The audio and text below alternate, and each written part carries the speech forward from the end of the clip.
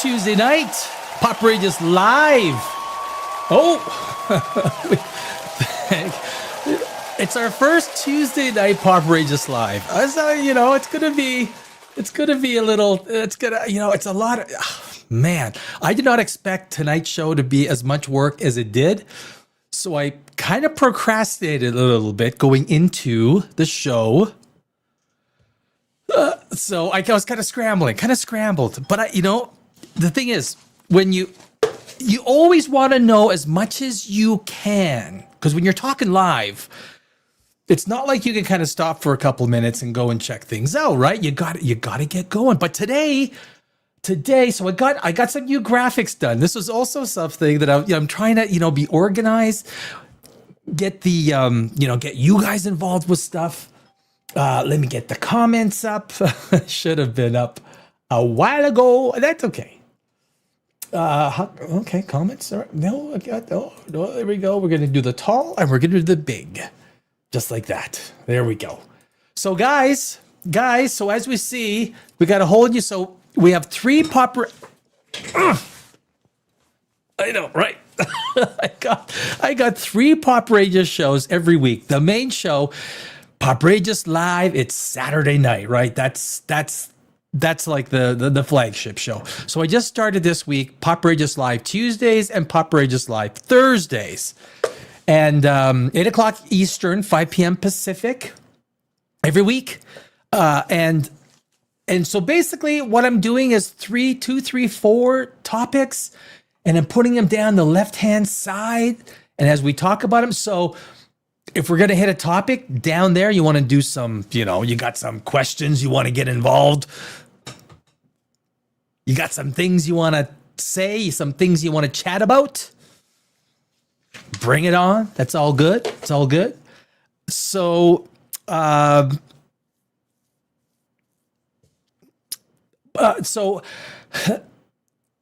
a lot of stuff going on. There's especially with the Odyssey, with Lupita. I got a few ideas on that.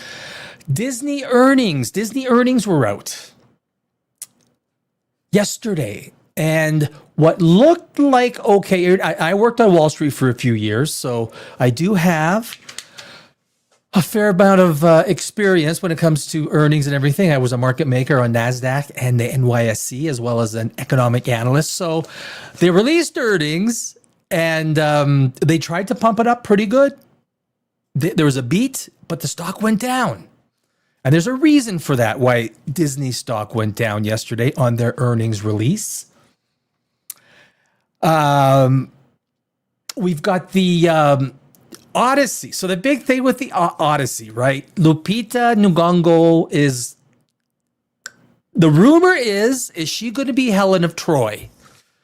Right? That's the rumor. Is she going to be Helen of Troy? So it has sparked, I have a few ideas on that one. And I have some things that are interesting to take a look at. But look, if it's true, if Lupita is, she's going to be Helen of Troy.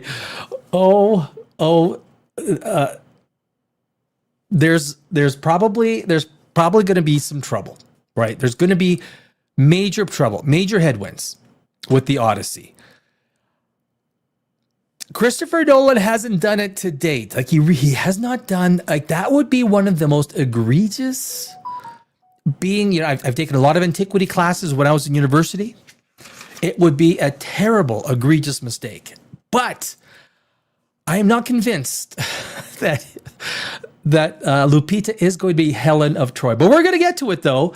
And at the end, we got some Highlander, Henry Cavill. We got 2 images. It's going to be a short segment, but I love my Henry Cavill stuff. I think a lot of people do. And we're going to talk about, I don't know if you guys watched the original Highlander, the first movie with, what's his name? Why can I, Christopher, why do I forget his name? All of a sudden I just forgot his name. You go live and you lose, like, seriously, 10 IQ points, like, boom, gone. But I did like the first Highlander. I really did. So he is doing the remake of the Highlander. I think it's a great, choice. It's got to be done right? It's got to be done right. The concept of it and how sort of the whole thing progresses. If you've seen the Highlander series and the movies, there's a lot of things that you got to get right. So hopefully they are. I think Henry Cavill's, he knows how to use a sword. He proved that in The Witcher. He definitely knows how to use a sword. So that is going to be our fourth segment today. And I do have a little bit of vino. Tuesday, so this is a new show. Tuesday night, POPRAGEOUS live. A little bit of wine. Not much. Just a little bit. But guys, so we got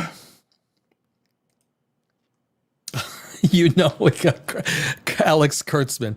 The absolute disaster that is Starfleet Academy, right? Starfleet Academy, as I preface this all the time, I'm a screenwriter. I spent 19 years, almost 20 years in Los Angeles.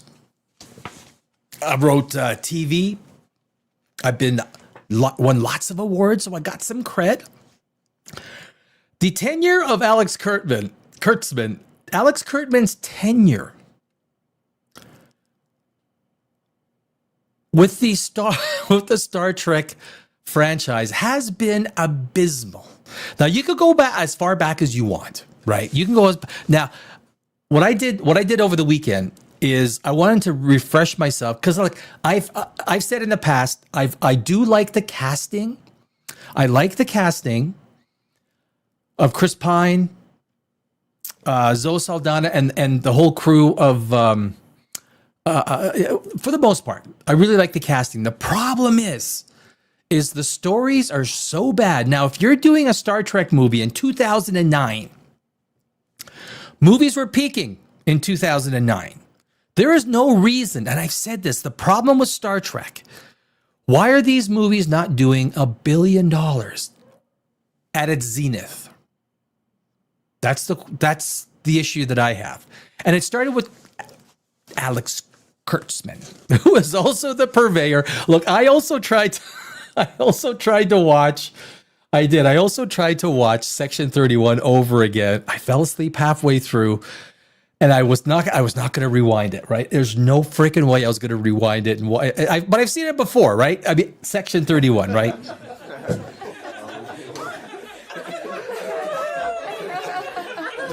Section 31 was the Alex Kurtzman project before Starfleet Academy.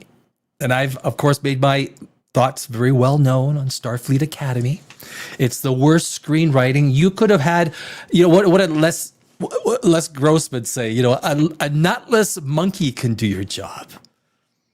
He could have said the same thing about the writing on Starfleet Academy. No, I'm serious. A nutless monkey can do your job. Now go out there and then, go to all the Oscars parties. But it is some of the most, what shocks, I think, a lot of people that have been in Hollywood, such as myself, and a lot of the screenwriting friends that I know, we get up, we start texting about it, is the fact that these people, how do they get their jobs? For me, I won hundreds of awards in film festivals around the world. I never release a screenplay until I am absolutely happy with it. And sometimes it's like, it's excruciatingly long. These people, especially Kurtzman, like you go back, and I wanted to specific. There's two things. The writer, I don't remember these people's names. No, I apologize. It seems like everyone's got hard names nowadays. My name is Danny Alex, right? Danny Alex. My name is easy. What's that dude's name on POPRAGEOUS? It's Danny Alex. What? Danny Alex. Spell that for me? Are you serious? There's people who got complicated names. Not that there's anything wrong with that, right? Not that there's anything wrong with that. But so with Alex Kurtzman, and after watching a lot of Star Trek this weekend, I really wanted to do on Star Trek 2009 because We'll get to section 31, motherfuckers. So we'll get to section 31. Not today. The reign of Alex Kurtzman. You see his little face? How do I go here? I'm not good at this, right? Okay. No. Why did I not? Right there. I can't. Looks easier. It's backwards. Right there. Alex, I know. I was making a bigger deal out of it. I know. Alex Kurtzman. I would love to see, and I'm trying to get a couple, I'm trying to get one of the Star Treks in my hand so I can read the screenplay, because what I want to know, if anyone has any experience doing movies, production, writing, editing, whatever it is, so the big problem, what was the big problem with Star Trek 2009?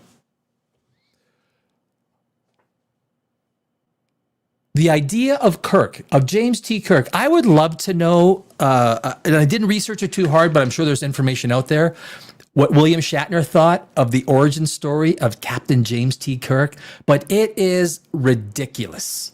He goes from an a-hole on Star Trek 2009 to becoming, like the rationale, it's like, okay, he sneaks onto the ship with bones and everything like that. And all of a sudden he gets, your first mate, you're number one. Okay. Really? There's that much. So the whole thing, and these movies did not do well. And that's the big thing. When I take a look, and if you're going to argue and go negative with the whole Kurtzman Trek, if you want to call it, nothing has gone well. And the point is, we're going back to 2009 Star Trek. This was just 2 years after Iron Man. 2009, yes, it was during the Great Recession, but Kurtzman is the purveyor of Star Trek garbage, and this is the point of this segment. I didn't want to do another segment on Starfleet Academy until Thursday night when the new show premieres.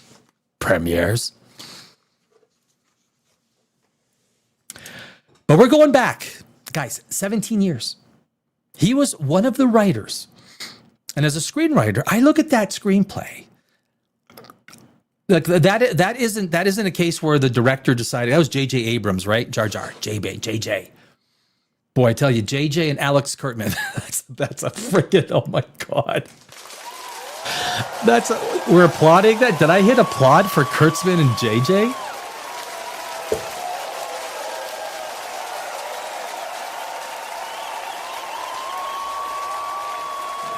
Someone has to take me out back and beat the crap out of me. That's what I got. Take me out back. So I like Chris Pine as Kirk. I think Chris Pine is so underutilized. We saw a little bit of Star Trek Beyond, the third Star Trek movie. The story was so bad. Right? The story was so bad, but we saw a little bit of idea of what Chris Pine could be as a Captain Kirk. I wish I could get my chops into some of this stuff and write some of these things. Of course, I know I'll never get a chance. Probably I just moved out of Los Angeles a few months ago, but I'm still writing. I'm looking at my independent side to start an independent for all of my screenplays and TV shows. Just like Iron Lung. Congratulations to Marky Peel? What's his name? I keep forgetting his name. Congratulations to him. So, he made his money back first night. And it's good to see they tried to railroad him with taking him off the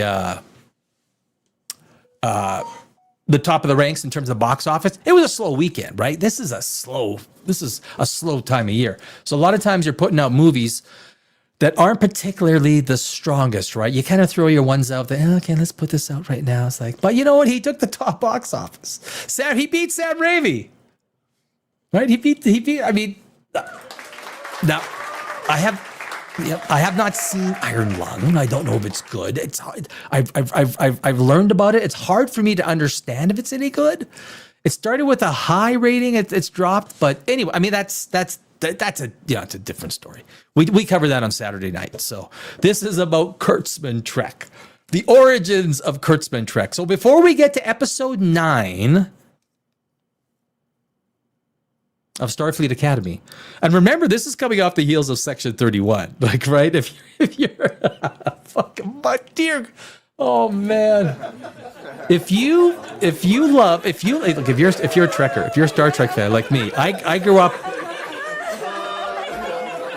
Whoop it up.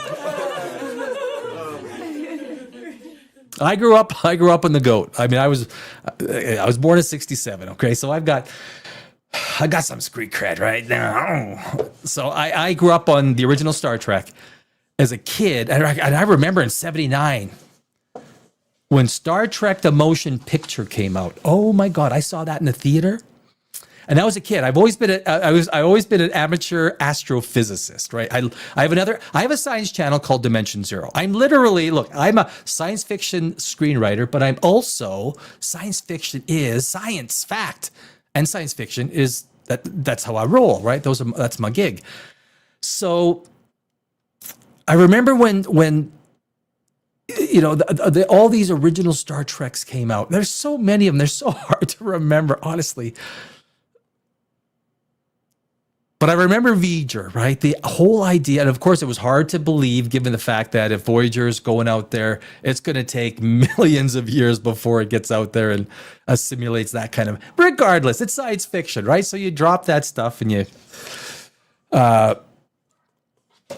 but when you get these certain eras, and you have a whole new era, when Gene Roddenberry passed away, that was like this in-between era. And every time the auteur, every time the visionary, every time the dude, Stan Lee in 2018, when George Lucas sold Star Wars and he said, I'm out, right? Pulled a Kramer on Kramer on Seinfeld. I'm out of the contest. I got 4 billion smackers and I don't want to. I think he thought that Disney was going to do. I think a lot of people felt that Disney might. But the Princess Company came through, right? That is a different story. But this is Kurtzman. Now, 2009, Star Trek. That's the big issue with 2009 Star Trek. It's the bastardization of Kirk. There's 1,000 ways you could have written 2009, but this is how Kurtzman decided to write. There's nothing, when you write a character like that, there's nothing that enamors us to him. We don't like the guy. He's a 12-year-old driving his dad's car, which probably must have been worth millions of dollars. I forgot what car he was driving. He drives it off the side of the road, and somehow miraculously he jumps out of the car. Dear God, where do we, like this, again, 2009 Star Trek. This is where it started. We're at Starfleet Academy, right? This is where the Star Trek sled ride down to the bottom of the barrel started. Alex Kurtzman Trek. Alex.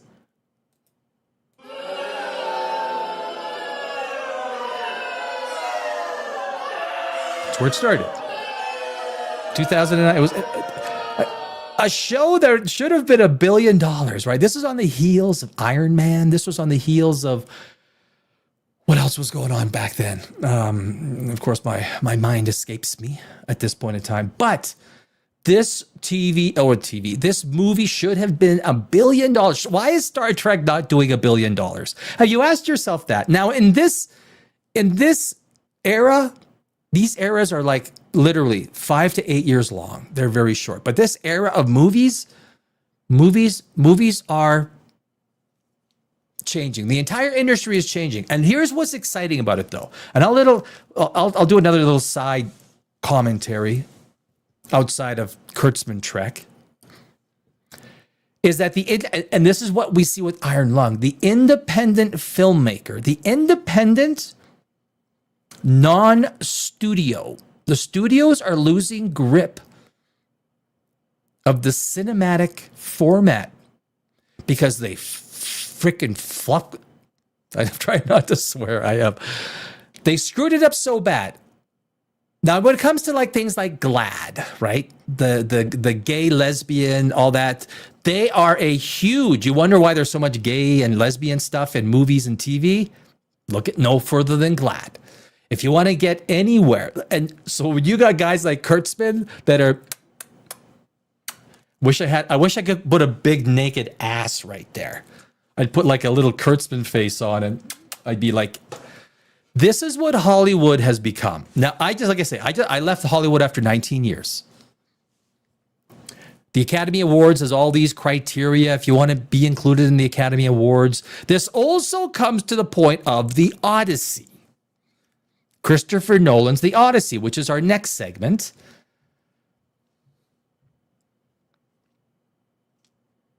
But are we being played? Or is Lupita? Could you imagine? Look, I took a lot of antiquity, Greek antiquity, when I went to university, because I love Greek antiquity. I do. The Greeks are proud, and you want to know who's. Could you imagine being Greek? You're sitting on Ithaca. And look, Ithaca is gorgeous, guys. Have you seen Ithaca? Ithaca is where Odysseus. That's his home. Ithaca today. Oh my God, guys. I mean, it really is. That's not what I want. It's not what I want. Stop. It's not what I want. This is Ithaca. That is Ithaca. Can we please, right? Look at, so this is, it is gorgeous. Now, I always said, if I was going to retire somewhere, I would love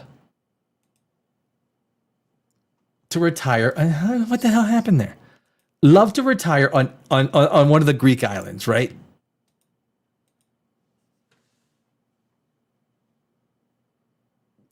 I'm still getting used to this stuff. Come on, man. Don't do this to me, man. There we go. That's Ithaca. And of course, that's Odysseus, who is in Homer's tale. One of the greatest, look, storytelling. This is all about storytelling. And this is what people get wrong. And I got to do a show just on this, not on Thursday. We got a lot of stuff with Starfleet Academy that I'll tell you, man. It's not about movies. It's not just about movies, and it's not just about TV, and it's not just about, you could see the BS that J.K. Rowling is going through. It is about all storytelling. All storytelling is going through this absolutely destructive insertion of political ideas that are destroying stories. As a screenwriter, I see it, I felt it, I've been in Los Angeles, I know it. This is the whole thing that Steve Kurtzman has been a part of. He is part of the entire class of Hollywood. And you wonder, how do these people get there?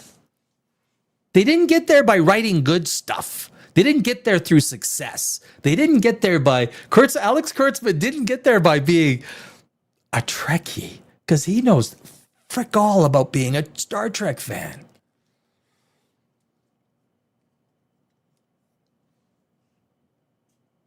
You can go to 2009 and Star Trek, right? How would I have written James T. Kirk in terms of coming up? I wouldn't have written him as like an absolute a-hole. No, you don't even like the guy. 2009 Star Trek. You tell me, do you like the guy? Do you like Chris Pine is a charismatic guy. You turn Kirk into a freaking hero, not an a-hole for 2/3 of the movies. You'd really like, this guy's an ass. I really don't like James T. Kirk. And he somehow then at the end of it still becomes captain with, like, really? Who's writing this stuff? It's Alex Kurtzman. Now you can go the next one, Star Trek Into the Darkness. The biggest thing with Star Trek Into the Darkness, the biggest thing is the absolute copycatting of James T. Kirk dying, trying to take as much gravitas as possible. You know what that means? What that means, if I'm writing a screenplay, I would never even think of touching the death of Spock. They just flipped it to make it the death of Kirk. I wouldn't, as a screenwriter, if I read that, like if I was working at Paramount and they said, "Can you proofread this script?" I'd be like, "Holy geez, are you serious? You're not gonna do this. You are not gonna desecrate." And then of course, Kirk dies. Spock is on the other side. They've got the hands across the window. Exactly the same thing. Kirk dies, and of course, then they save him because they got some of that blood with the tribble. Oh my God! So look, that is Alex Kurtzman's Star Trek Into the Darkness. That was 2013. Movies were rocking. That movie did, I think, just under $400 million. Again, there is no reason why a Star Trek movie should not be doing in 2013 $1 billion. It's not. Why?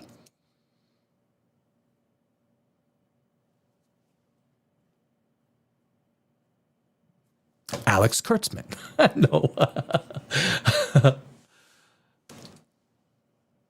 Alex Kurtzman. Kurtzman. Why was Star Trek not doing $1 billion in 2013? Now, granted, today,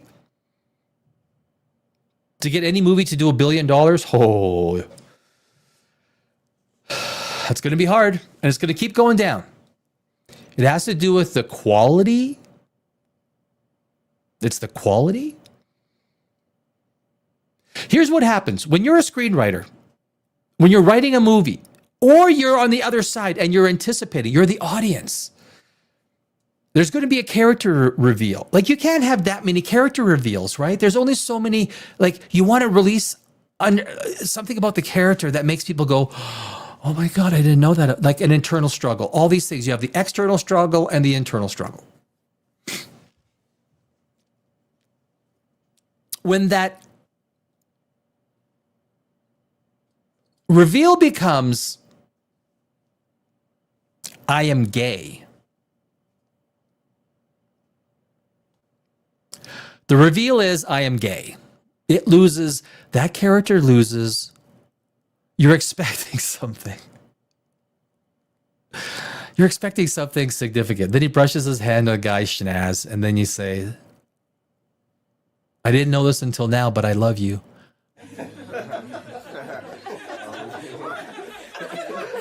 Are you heterophobic? Are you heterophobic? Are you scared of straight? Alex Kurtzman, are you heterophobic? Are you scared of? There is so much gay in the new Starfleet. It is for no purpose. Where gay is, there should be story. I don't care what you do in bed. I don't care. I don't even want to see heterosexual sex stuff. I'm looking for a Star Trek. You know, do you remember how the original Star Trek, right? Captain Kirk. You remember how Captain Kirk, there's this brief brush of romance, but it didn't form the entire episode. It was a subplot, and it was rare, right? Once in a while, Captain Kirk always got he got some good looking girls. But if you're going to keep it mainstream, news for you, you can't go gay. You can't.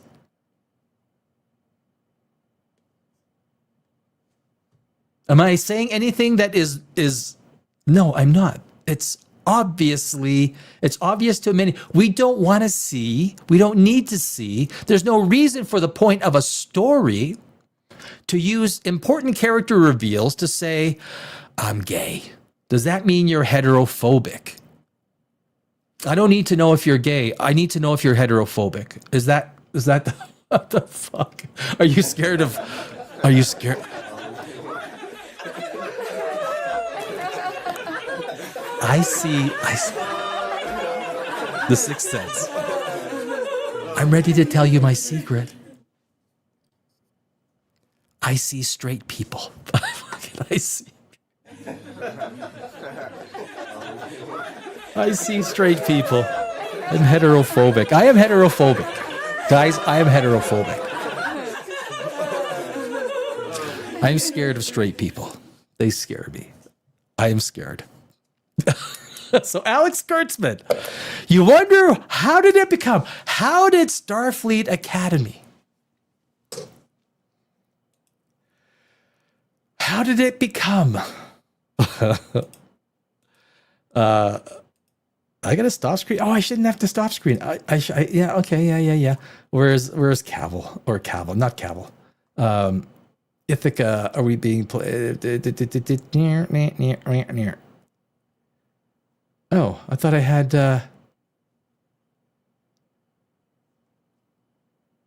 Lupita, Christopher Nolan, Disney. What is it? Earnings? Oh gosh, I thought I must have closed it off by all the things that Alex Kurtzman's been a part of. All the properties. It starts at, so my point is, it starts at 2009 Star Trek, where he absolutely desecrated Captain Kirk. That was the writing of Alex Kurtzman. Then we go to Star Trek Into the Darkness, where his best idea was, well, I'm just going to go and copy like that Spock death scene. I'm going to make Captain Kirk die. That's what I'm going to do. Because I'm SMRT smart. I'm smart, as Homer Simpson says. When in actual fact, I'm a dumbass. I know nothing about screenwriting. I know frickin' nothing about screenwriting. I will wing it with two other wing nuts. See, that's why sometimes you get a trio. You get a Kurtzman in the middle, you get two wing nuts on the side, helping you write the story because they know literally nothing about fucking writing.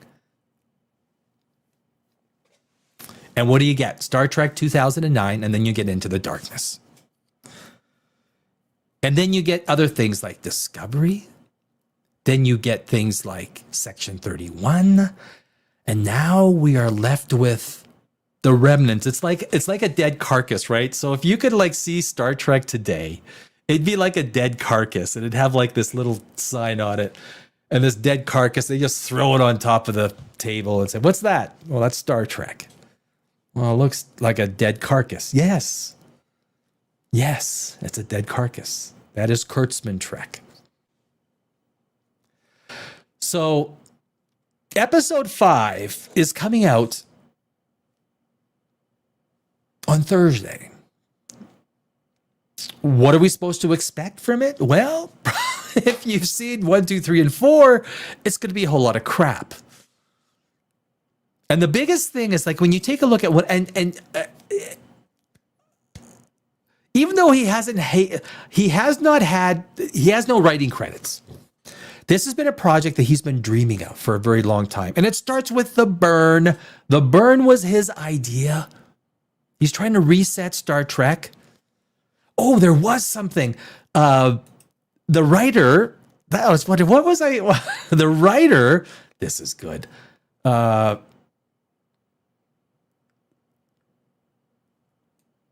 What? Okay, oh my God, did I really screw up? Did I just close some of my, hold up. I gotta find where, we're gonna go through Disney earnings. You guys, Disney had its earnings out yesterday. What looked like pretty good earnings, that actually the stock went down, and there's reasons for it. And again, I worked in the stock market for a number of years. I was a market maker on NASDAQ, NYSE, as well as an economic analyst. So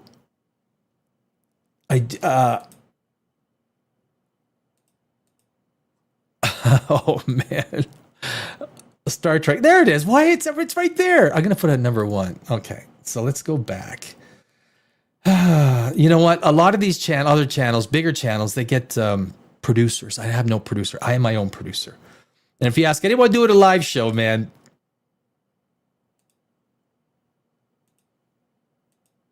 There we go. Motherfucker. So, oh, I didn't realize. I redid the stuff. Now I can't have Cal. Okay, bro. Okay, so. Oh, I'm gonna have to redo. You know what? I've been trying to redo my screens, and that's not gonna. Maybe it's not gonna. It's gonna work. But so anyway, so this is a quick little thing that I wanted to do. Star Trek EP, which is executive producer and writer, loves the fan reaction to how Holly Hunter's captain sits in her chair. Are you kidding me? Are you kidding me? You think that there's been a positive? So this is Screen Rant. So Screen Rant has become one of the most shill media in all of Hollywood. That is literally, you need Star Trek, Star Wars, Marvel, their butts right here, and then the lips of Screen Rant kissing it. They are the butt kissers of Hollywood. Star Trek Starfleet Academy executive producer and co-showrunner Noga Landau loves the fan reaction to how Academy Award winner Holly Hunter's Captain Nala Ake, well, I guarantee you, she has not won the Academy Award because of what she has done portraying Nala Ake. And I even get confused. How is Holly Hunter? She looks like a Holly Hunter. How did her name become Nala Ake? I know that she's one of those humans that lives a long time. She's like the Numenorian of Star Trek, right? I forgot the Thanite. She sits in the She doesn't sit in the captain's chair. She relaxes in the captain's chair. Certified fresh on Rotten Tomatoes, Star Trek Starfleet Academy seems to be finding its young adult target audience. Like literally, it goes on to maybe one day at number 10. I think number 10 it was on the Paramount top shows, and it falls off. It is one of the most unsuccessful Star Wars show, perhaps the most successful one. Judging by the content about how the show is seen on TikTok, YouTube, and Instagram, in an interview with Screen Rant, John Orquiola about Star Trek Fleet Academy Episode 4, which included Gaiden Craig, actor Karim Dian. No, fuck, these names are so hard. Nogu Landu said the cast and the crew had no idea that Holly Hunter's unusual way of sitting in the captain's chair would catch fire. What it's done, it has absolutely made... If you take a look at how Jean-Luc Picard... I'm working on a video. Guys, I'm for my science channel. Working on a video. Star Trek versus Star Wars. The Federation versus the Empire. Who would win in a war? Who would win if the Federation went to war with the Empire? Who would win? Good time to have some wine.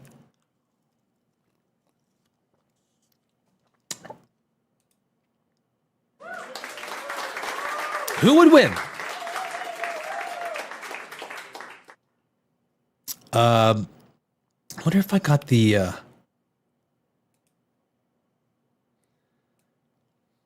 Excuse me one second here. I just realized maybe I can do this to make it... Yeah, maybe that's a little better, right?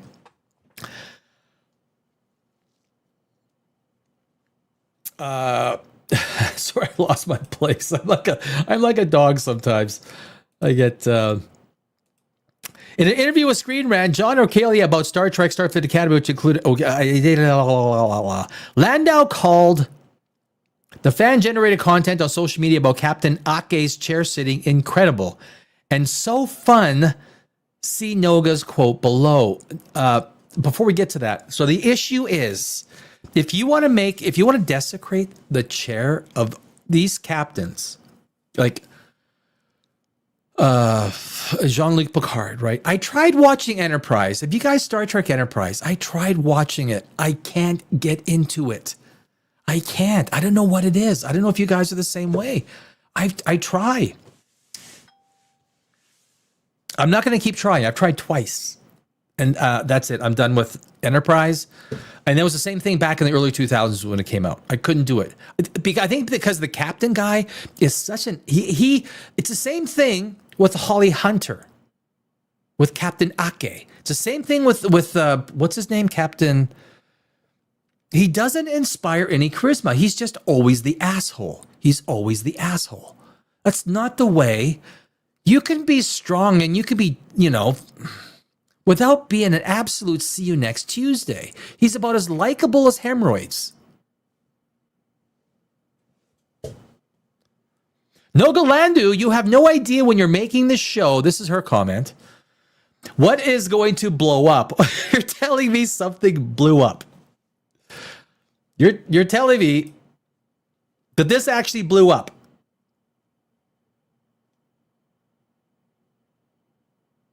The way she sits in her chair blew up. It blew up in laughter. Noga. It blew up in laughter. People are laughing at you. I don't know. TrekMovie.com is the only place, along with Screen Rant and maybe a couple others, because they're like that. They're the ones that get the old.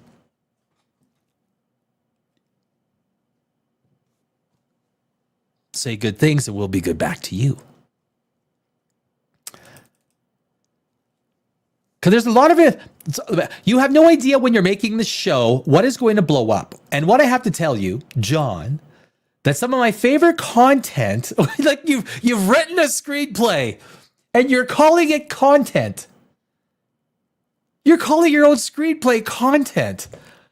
I only ever call my stuff, the screenplays I've written, as stories. Worlds. There's a lot of incredible Starfleet Academy content already on TikTok. Oh God.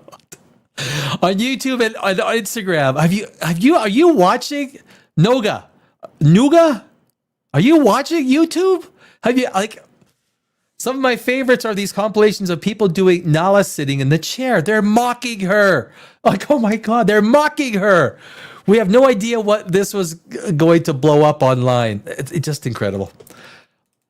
One video of this girl just doing them herself, and she's like sitting weirdly in the captain's chair, one like this and another one like that.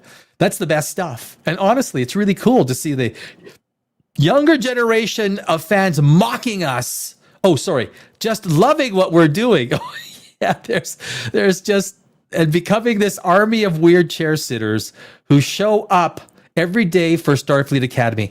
I couldn't imagine, guys, listen, think of it. You're the screenwriter. You're the screenwriter for a new Star Trek TV show. And the one thing that some people are talking about is the way your captain is sitting in the chair, because she doesn't sit in the chair. She cuddles up in the chair, takes her shoes off. This is the worst captain in all of Star Trek. It is the worst captain. Absolutely the worst. This is how do you desecrate the chair of so many great captains that have come over the years? You allow Holly Hunter to sit like the captain of a Federation starship or a Federation school. It's dropped to all new lows, right? Regardless of whether a viewer or a fan or a detractor of Star Trek, Starfleet Academy, everyone seems to have an opinion of Holly Hunter's distinctive ownership of the captain's chair. Yeah, it's desecrating it. I mean, it's a chair that was been held in such high regard, starting from Captain Pike. Starting with Captain Pike. Do you remember the first 2 episodes? Star Trek? Before William Shatner took it and pwned it.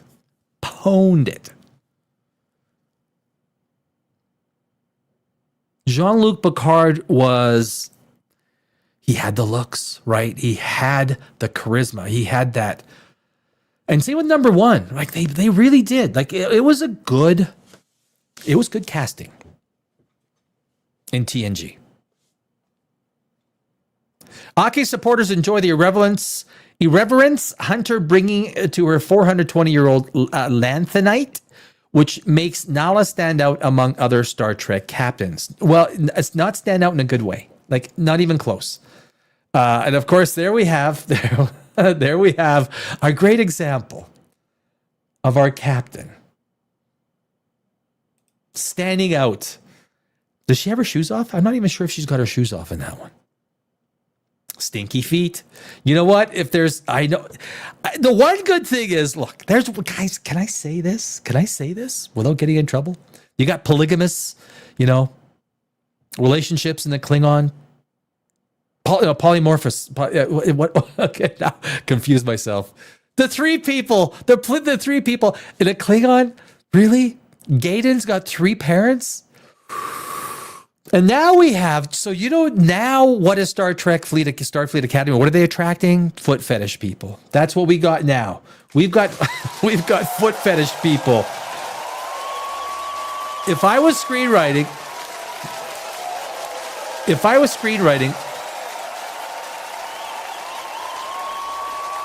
maybe I'll do that. If I was screenwriting, I would want to tap into that foot fetish crowd. I really would. I mean, it's like, how do I write and tap into that foot fetish crowd?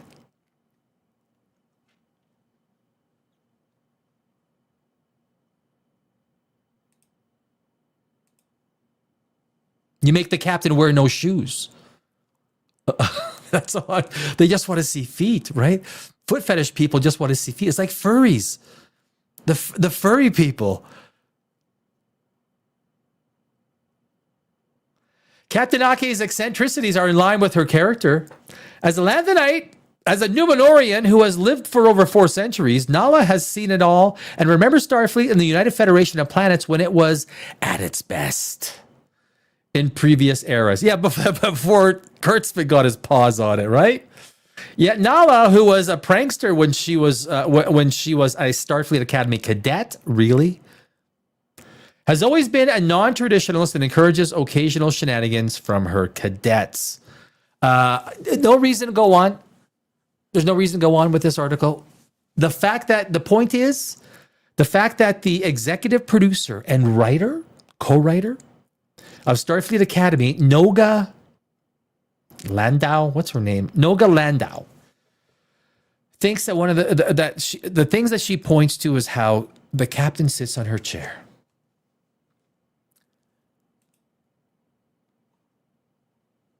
Is a sorry state for this franchise.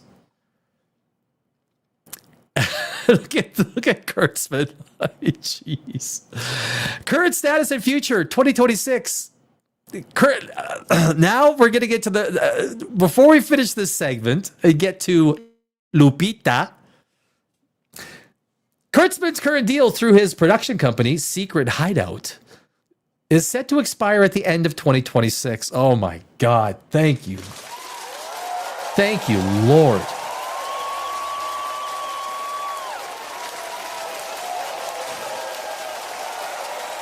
If David Ellison if David Ellison renews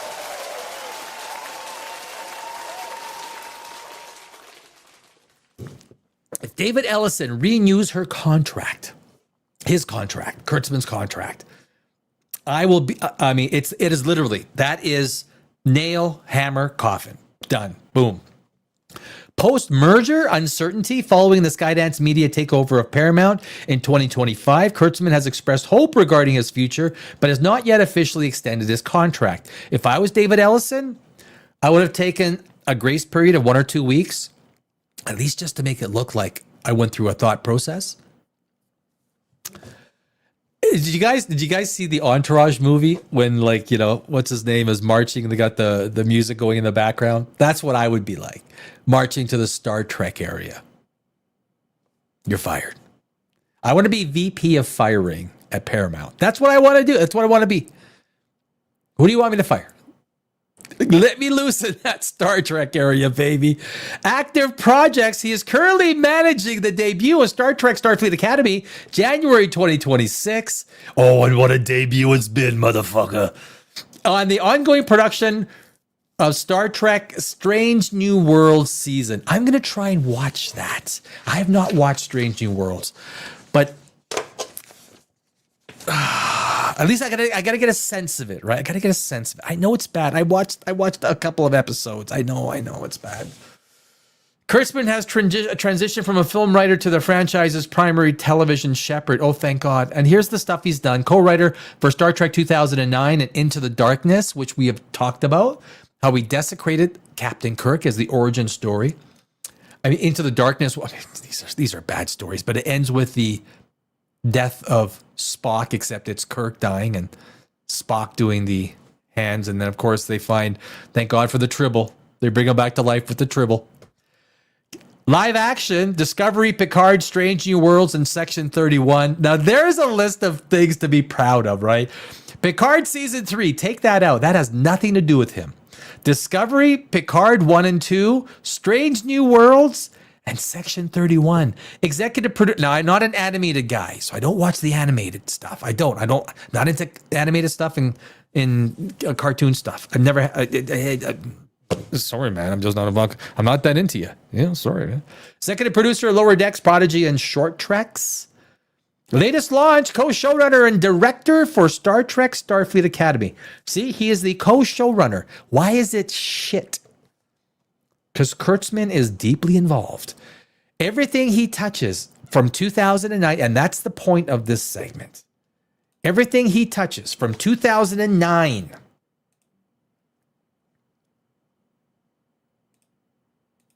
I'll get this right. From 2009 has been an utter freaking disaster. Kurtzman Trek, and we can go deeper on this. We certainly could. Destroyed James T. Kirk, and Chris Pine is a good James T. Kirk. He is. Chris Pine is a good James. I like Chris Pine. I do.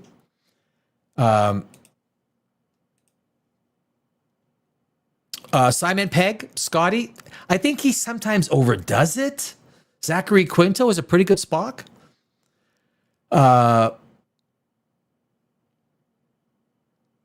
Bruce Greenwood was a pretty good Pike. Carl Urban as Bones, not bad. John Cho Sulu. Anton Yelchin as Chekhov. Yeah, maybe that could be. Yeah, you know. Maybe. And of course, remember Chris Hemsworth? Chris Hemsworth. Like, I forgot to mention that shit. Chris Hemsworth, you remember in 2009, Star Trek? Chris Hemsworth was Captain Kirk's father. Chris Hemsworth is Captain Kirk's father, guys. So that is really, that's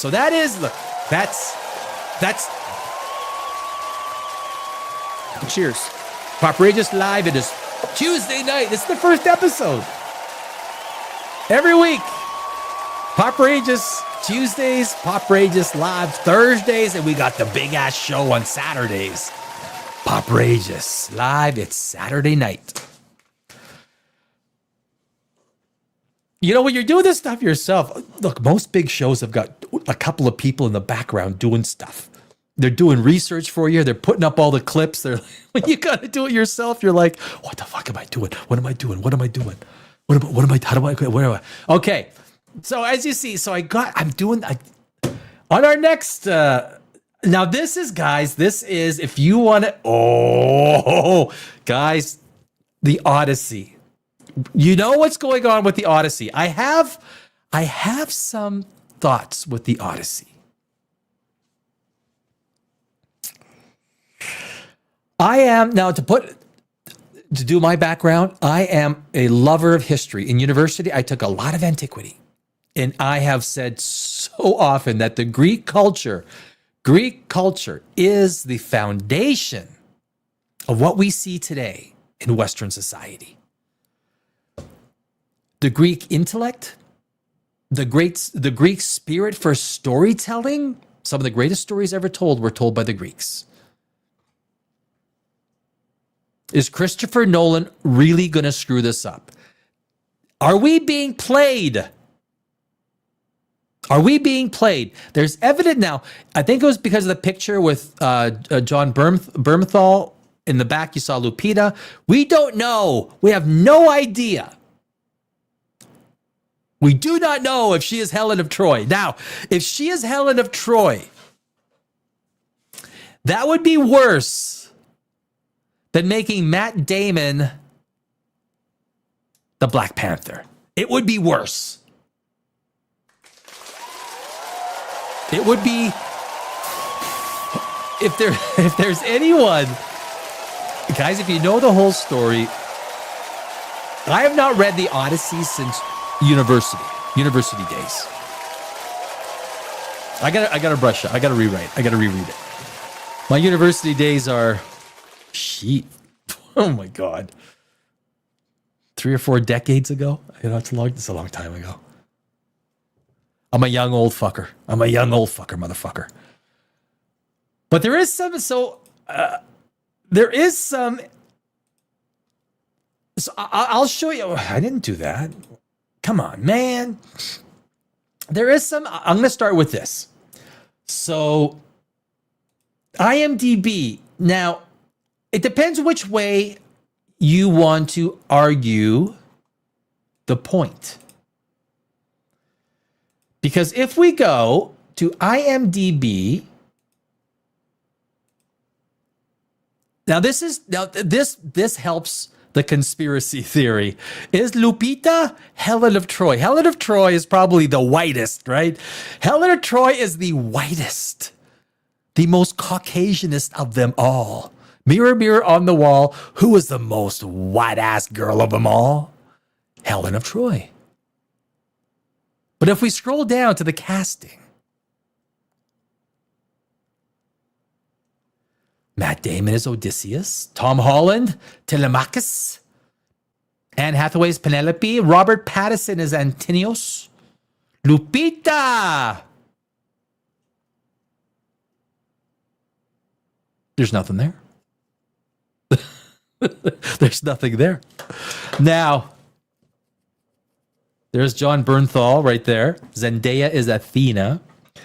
I mean, Zendaya is half black, half white. It doesn't make total sense that Athena, which is, again, the Greeks are, fairly Caucasian. I mean, they're fairly, you could argue that, they're in the southern part and they're kind of like, yeah, okay, whatever. That's fine. That's fine. I love Greek food too. I do. I love Greek food. I would like to retire. I would actually like to do YouTube videos from Ithaca. Me and Odysseus. Me and the spirit of Odysseus. Charlize Theron. She's got Matt Damon tied up on that ship. I'd let her tie me up on the ship. It's different. I'm just kidding. What? Just kidding. So anyway, this is the fact that Lupita Nyong'o does not have any character name.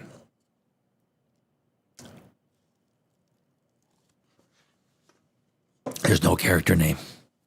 What does that mean? What does that mean?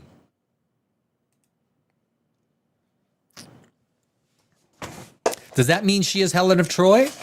Christopher Nolan to date. Okay, so here's the thing. Christopher Nolan to date has never been one to get into casting decisions that are based on GLAAD or DEI or Academy Awards. The criteria. I should go through the Academy Awards criteria one day. And the GLAAD stuff, like the gay and lesbian, the gay gatekeepers. Are you heterophobic? What's wrong with you? Are you scared of straight people? I'm ready to say my secret now. I see straight people. I see straight people.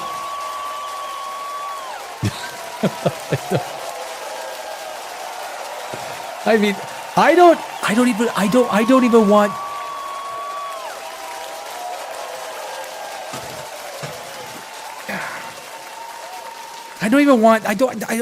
I don't even need hetero, like, I don't even know, like, I don't need even hetero stuff. Like, I'm in it for the story.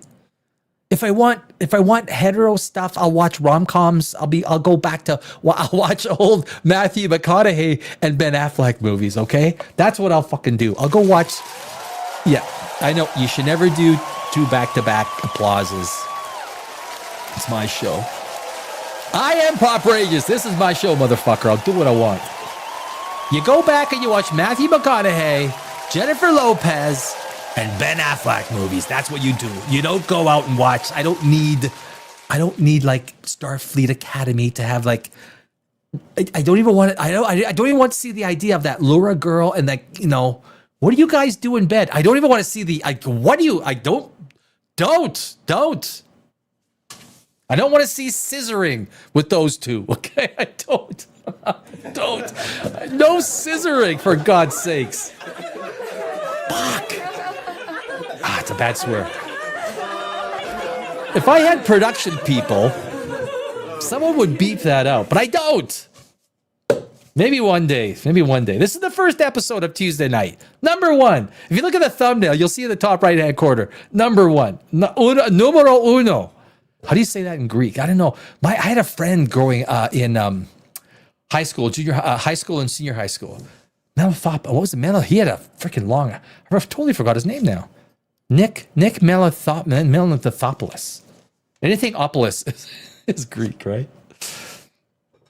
So let's continue. So the question is, and I know that there's a lot of people that are asking the question. Now, if it is, I'll stay right from the beginning. If Christopher Nolan, oh my God, if he made Helen of Troy, like I say, if he made Helen of Troy, I'm not a big race swap guy, but if it affects the story negatively, I'm a big race swap guy. I am. In any direction. In any direction. Could you imagine an African princess? It's like, oh, she's got to be, it's probably, who's playing the African princess in that? Oh, probably Lupita. Oh, it's Charlize Theron? She's playing the African princess? Well, I guess she's South African. Shit, I backed myself into a hole, right? But anything that comes from Africa, you're not going to see a Caucasian person in there. And granted, in all of the historical stuff, Northern Africa, I'm sorry, it's not Africa. It is part of the Middle East. The Middle East is like this non-continental area, and where Africa, sort of the African indigenous, is separated by the Sahara Desert. Remember when they tried to do Cleopatra? What's her name? Will Smith's wife. Oh, that didn't work. Egypt was furious. So the closest thing that you can come to right now, when they tried to make Cleopatra black, and Egypt erupted. Egypt erupted with lawsuits. If Christopher Nolan, I will say, I'll go out on a limb. If Christopher Nolan, if he does, I think there's still something. I think we're being played. I am. I think we're being played. There's not enough evidence to suggest it. Now, if I'm wrong, I'm wrong. But you look at the casting on IMDb, there's nothing that dissuades you. There's no Helen of Troy on there. Unless the fact that she is such a secondary character in the whole story that Christopher Nolan has made, that it doesn't even matter.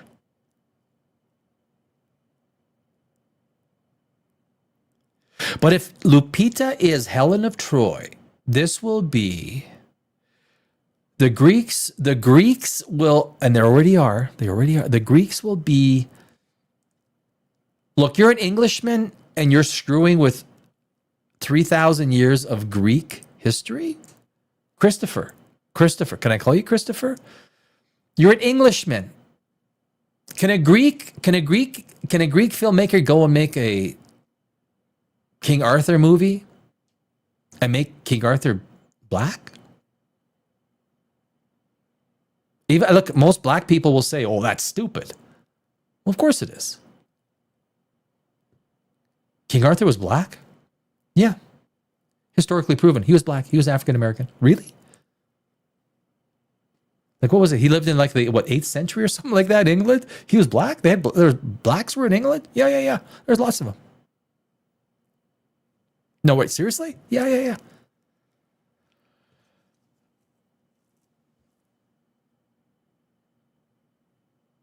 Then the people that want to make something out of it. Casting is finding the best person for the role. Casting is not about creating a political narrative. Every time you do something in a movie to create and force enhance a political narrative, you fuck it up. You screw it up. I like Lupita. I do. She's a good actress. She is. She's not a good actress for Helen of Troy. However, there is a part of me that says it is so far-fetched. Christopher Nolan has never done this before. He's never done it before. Is he going to start now? If he does, it's going to be a surprise. It's not going to be a good surprise. There's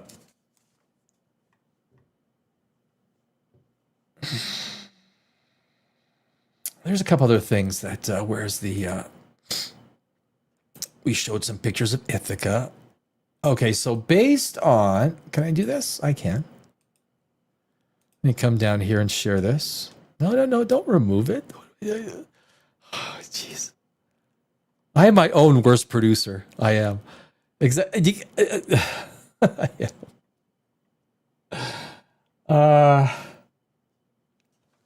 So let's get back. So this is I sort of scoured the internet. Did a Gemini uproar in Greece over the Helen of Troy? Based on recent reports, there is an uproar related to the Helen of Troy, but is driven by international discourse surrounding modern media casting rather than a local historical or archaeological dispute within Greece itself. I'm telling you, just wait. Release and confirm that one of the most storied female protagonists of Greek culture, it's not going to be good. It has nothing to do with being heterophobic. Okay, you're not heterophobic. I have no idea what that even means in this context, but it seemed appropriate. The casting controversy 2026 stems from the reported casting of Black actress Lupita Nyong'o as Helen of Troy in a future adaptation of the Odyssey by director Christopher Nolan. As someone who has taken multiple antiquity courses in university, I actually wrote an entire TV show based around antiquity. Can't get into the details. It's in the Library of Congress and all these things dealing with, copyright and all that shit. You start talking about your own stuff, some dumbass takes it. Oh, that is a pretty good idea. And they change it just enough where you can't, Claiming that the casting choice caused the production to lose its integrity and arguing that it contradicted the description of Helen in Homeric texts. I won't say it. Which depicted her with very, very fair skin. Excuse me. The View, you know that TV show, The View backlash. Dun, dun, dun, dun. In response to Musk's comments, I should have. Did I write that? I did. I was supposed to do the other one first. That's okay. In response to Musk's comments, Whoopi Goldberg, of course, she's such a fair, even-handed person. And Sunny Holston slammed him on The View on February 3rd, 2026, labeling his reaction as racist, defending the casting by citing Nyong'o as one of the most beautiful women in the world. I included in the world. The debate highlights the tension between classical interpretations of Greek mythology, where Helen is famously described as having, a face that launched 1,000 ships, and modern diverse casting in media. It's part of what's destroying Hollywood.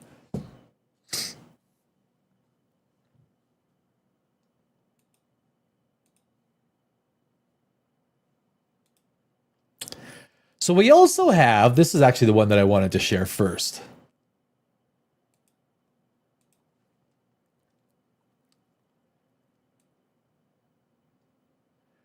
So I thought I wanted. Why fans hate Christopher Nolan casting Black Panther star in the Odyssey? Christopher Nolan's Odyssey hasn't sailed yet, but Lupita Nyong'o's rumored Helen of Troy casting already has the internet going toward war. Look, she's a great actress. She's attractive. I like her. If you cannot dissent for casting choices, just for, I don't think she's right because she looks nothing like her. If she looks nothing like her, can I play Helen of Troy? Can I play Helen of Troy? I don't look anything like her, but I think I can make an attractive female. I think I could. Like, give me a chance. I think I could. You put the right makeup on me, the right hair, the right, right touches. Why couldn't I be a transgender Helen of Troy? Why could I not be a transgender Helen of Troy? Why? How do we know that Helen of Troy was not transgender? You don't know, that's why. I will be the first transgender Helen of Troy. You wait. 1 year. You will look up and say, transgender Helen of Troy, played by Danny Alex. Not bad, right? Right off the bat, the trolling was unstoppable. It's not trolling. It's people that are saying how stupid it is.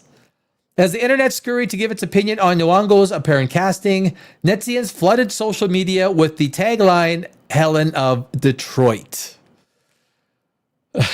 That is good. And that's, that Star Wars girl, Helen of Detroit. Lupita Nyong'o is playing Helen of Troy in Christopher Nolan's The Odyssey. It's not confirmed.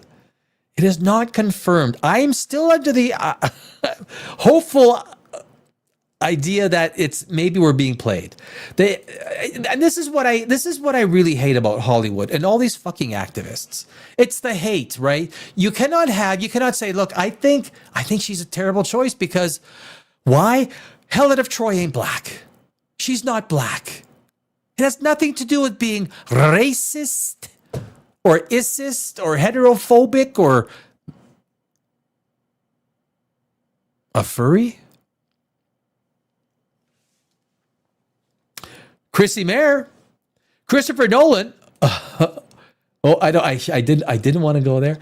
Christopher Nolan already ruined The Odyssey. Casting Lupita Nyong'o as Helen of Troy is absolutely disgusting. Goes directly against what was written thousands of years ago. Homer would not be impressed. It's the same thing. You take some great African princess,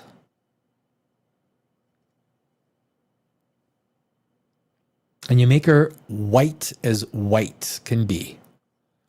Would the black community not stand up? I would stand up. I'd say that's a bad choice. Maybe we should have a black princess be a black princess.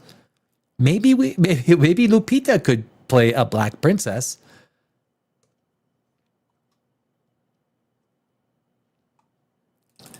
Naturally, Nyong'o does not fit the description, no matter how stunning she may be or how good an actress she is. That's the problem. A user even took the image of what actress like Sydney Sweeney. Sydney Sweeney would not be a good choice of Helen. She would not be a good choice. Anya Taylor-Joy would be better, but Sydney Sweeney would not be a good Helen of Troy.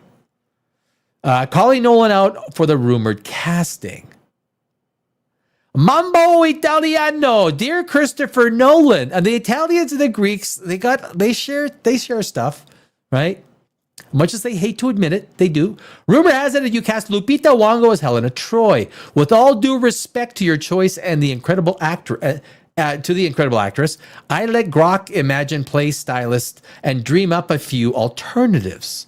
Sydney Sweeney, I don't think that's a good idea. I don't think so. Rosamund Pike, Elle Fanning, and Anya Taylor-Joy. Do you have a favorite? You got a favorite? We got another Helen of Detroit. I mean, that is. I could not have thought of that. Honestly, I don't think Helen of Detroit. I like to think of myself as fairly funny. Like, I don't. You hear these things, you think, why didn't I think of that?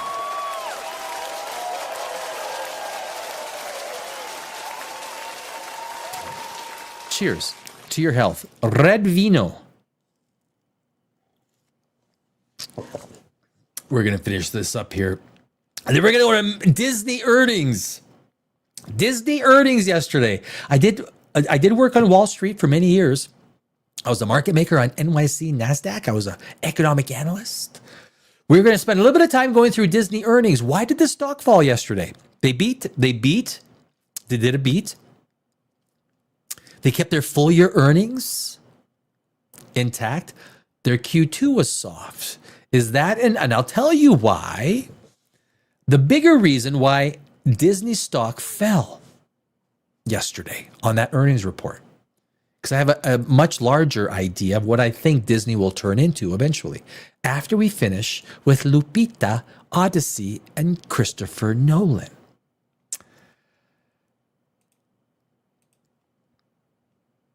As of now, Nyong'o's casting has not officially been confirmed. And that is one thing. It makes you think, is this a publicity thing to get people wound up? Because people are talking. What you got to do after 19 years at Hollywood, and I've had my own company's marketing, all you need to do is to get people talking. At the end of the day, my gut feeling, because everything that Christopher Nolan has come out with up until now has not had any DEI, GLAAD, or Hollywood. Like he's been fairly good to maintaining characters. Could you imagine like Oppenheimer if they made Oppenheimer black? Like Killian, sorry, buddy. Like, you know, Chris Rock. Chris Rock is going to be Oppenheimer. We've decided that Chris Rock is going to make a very good Oppenheimer.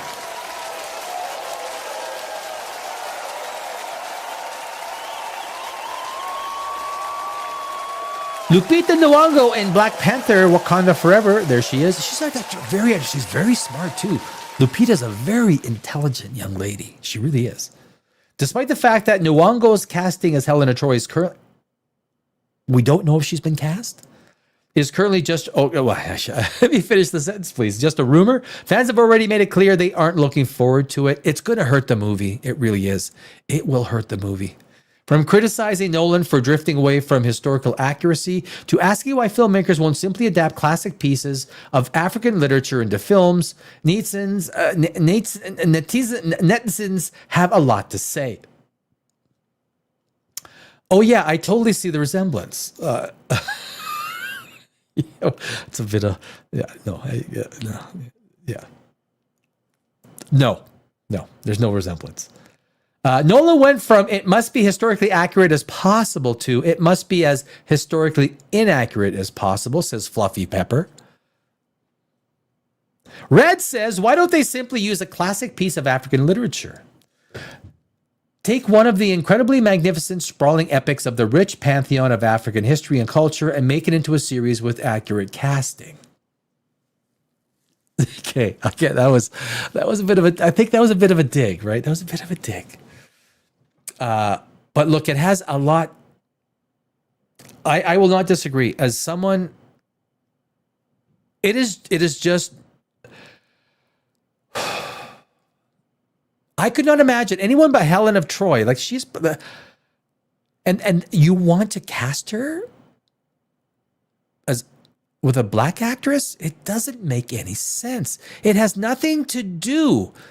The people that have an agenda, everybody that has an agenda, this is the problem with Hollywood. These agenda, and if you are scared to make your opinion heard, and I'm not, a black actress should not be playing Helen of Troy. I made it pretty clear.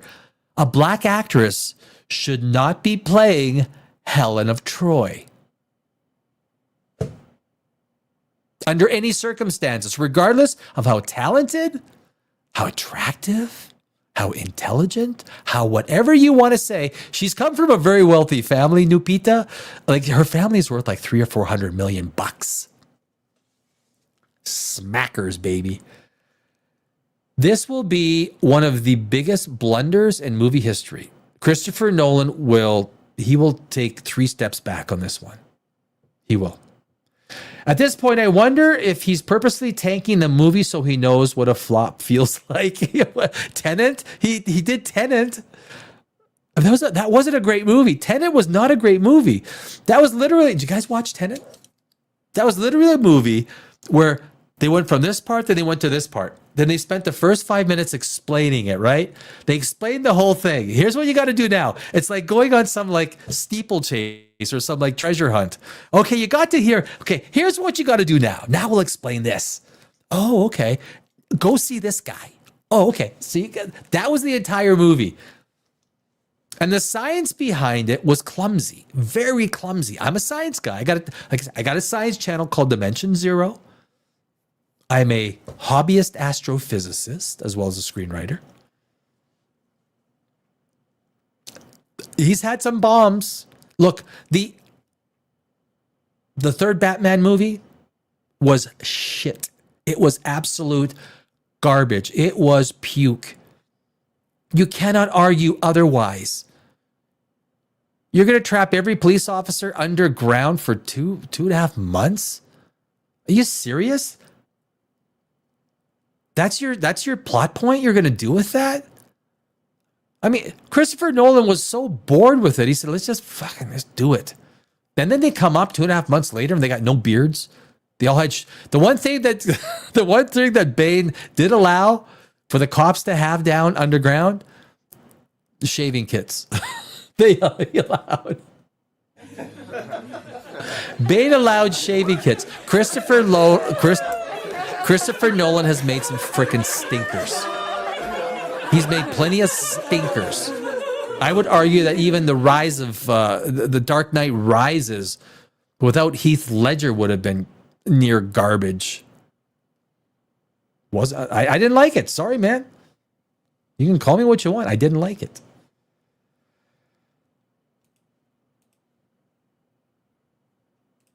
This comes after fans already voiced their disappointment in yet another casting seen in the upcoming film, Travis Scott. The question is historical accuracy at the top of Nolan's priorities? Well, if Lupita is cast, no, it's not. I mean, some people will question whether Matt Damon is the right choice for Odysseus. That question is fine. Some of the casting, I wouldn't have done it. I personally, I wouldn't have. I shouldn't say that. I shouldn't say I wouldn't have cast Tom Holland. He might be okay. I mean, I don't know. Would I have cast? I don't think so. I don't think it would have been my casting choices. But look, Christopher Nolan has proven in the past he makes pretty good decisions.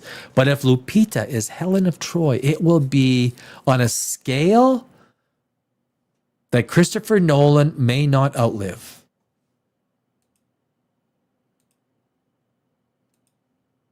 Anne Hathaway? Love Anne Hathaway. Love her. Fantastic.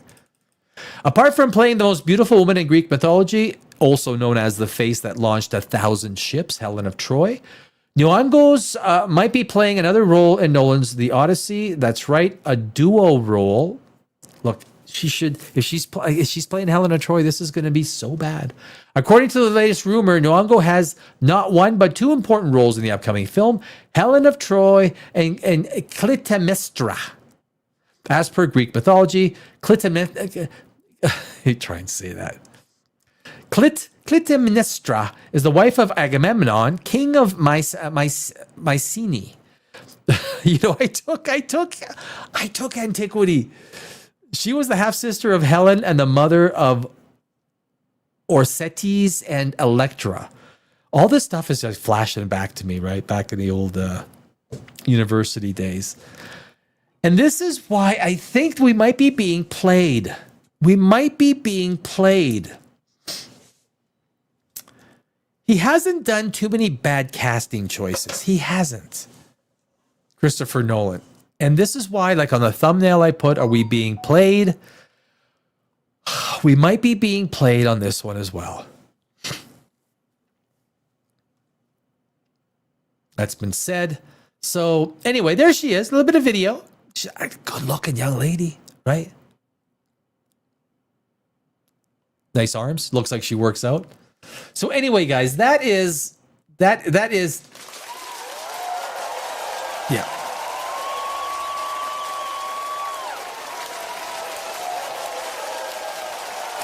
That is the Odyssey news.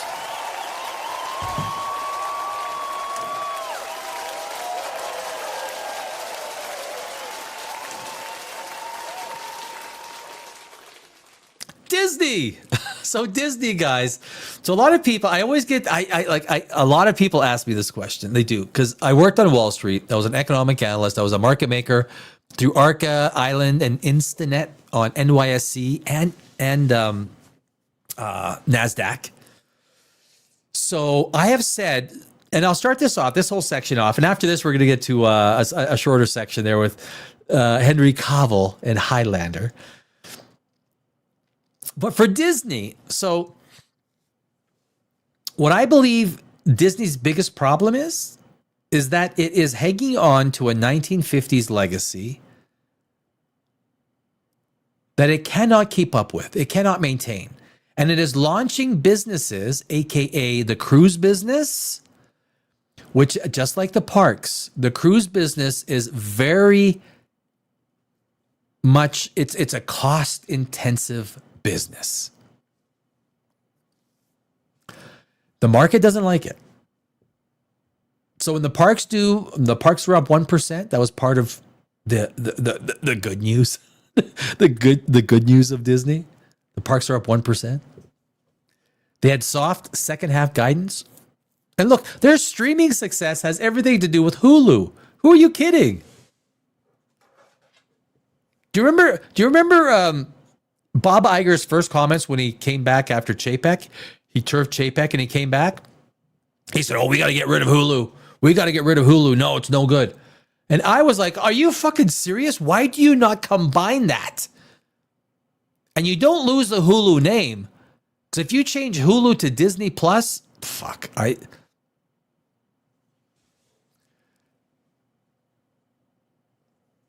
But that's why I made $500 million. They made $500 million. You know, it's like you might as well own AOL.com, right? You might as well own Yahoo.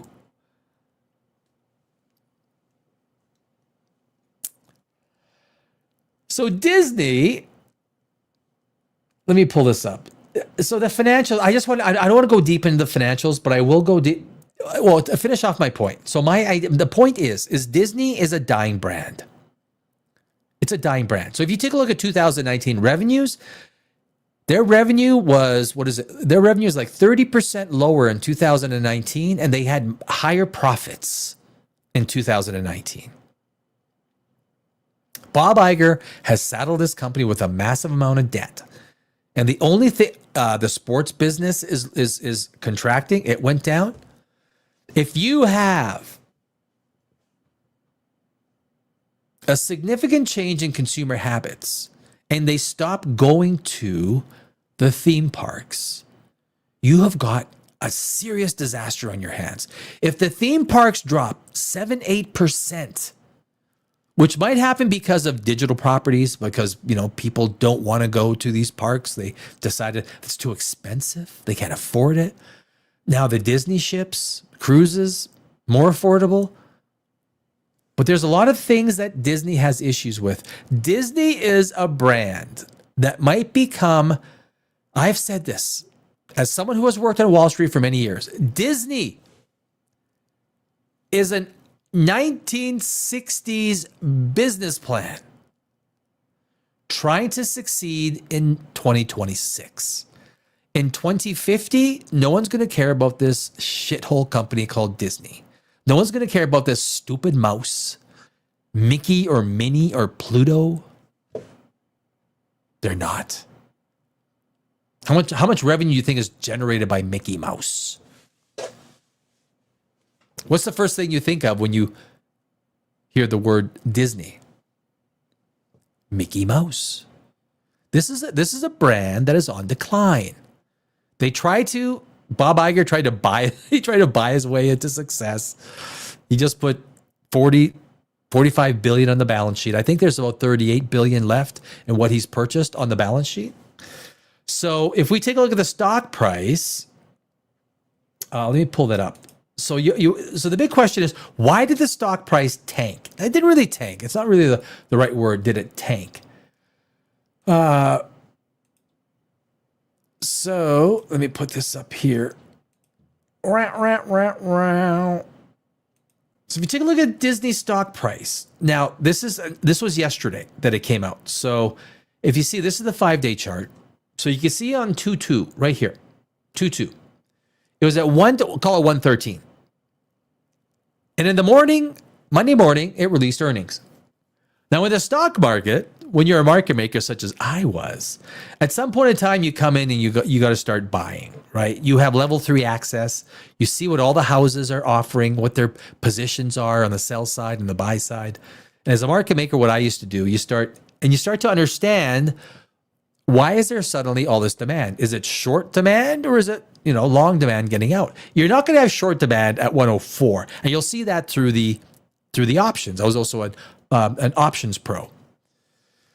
But you see how it takes this initial bump down from 113 to 104, and then it takes a Fibonacci, what is that, like a Fibonacci 33% retracement, and then it keeps going back down where it's sort of settling in at 104.22.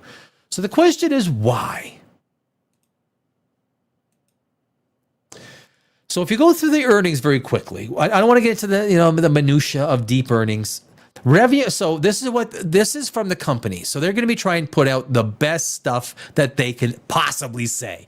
They are talking to Wall Street. Why should our stock price go up? This is why. For immediate release, February 2nd, 2026, the Walt Disney Company, and it's not Disney. They report as the Walt Disney Company Resorts. First quarter earnings for fiscal 2026. Burbank, California. Quarter ending December 27th, 2025. They really have some pretty strange quarter endings.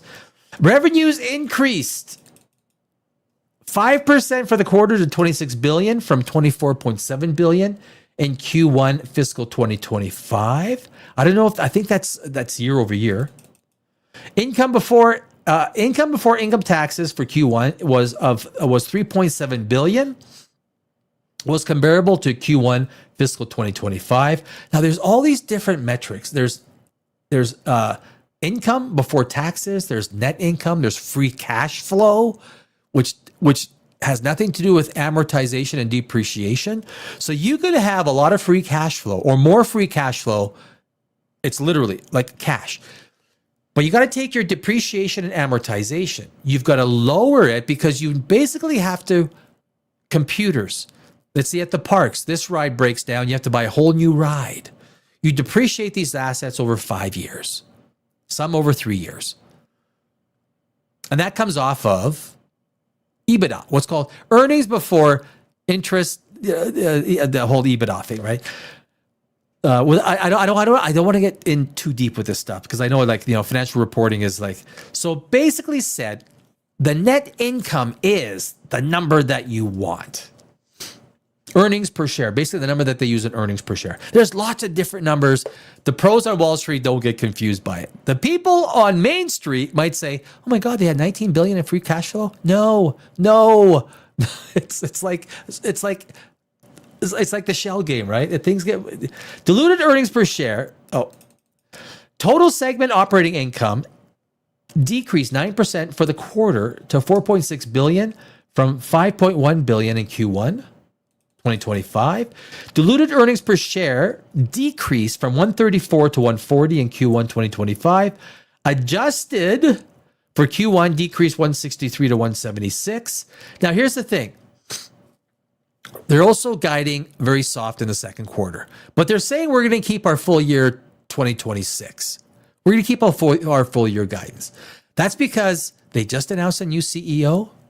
Iger is out, so he wants to leave with this BS saying, you know what's going to happen in this last 6 months of the year? Do you really think that you know what's going to what's going to happen in the last 6 months of 2026? You think Bob Iger has any better intuition what's going to happen in the final 2 quarters of 2026? He doesn't. There's no fairy poof, with a little Disney fairy that's tapping over his head. So very quickly, let's go over this. Entertainment revenue decreased 7% compared to Q1 2025. Declined 0.6 billion to 1.1 billion, resulting in entertainment segment operating margin of 9.5%. As higher programming and production and marketing costs in the quarter more than offset an increase in subscription and affiliate fees and higher theatrical revenue. Basically, what they're saying is it cost us more money to make the revenue.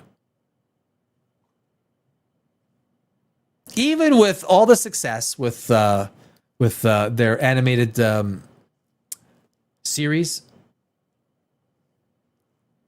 that's a problem. Look, the movies are a small fraction. The movies are a small percentage in Disney, a very small percentage. But you want to see the movie industry at least pumping out a few $100 million in profit. If it can't do that, it affects the bottom line.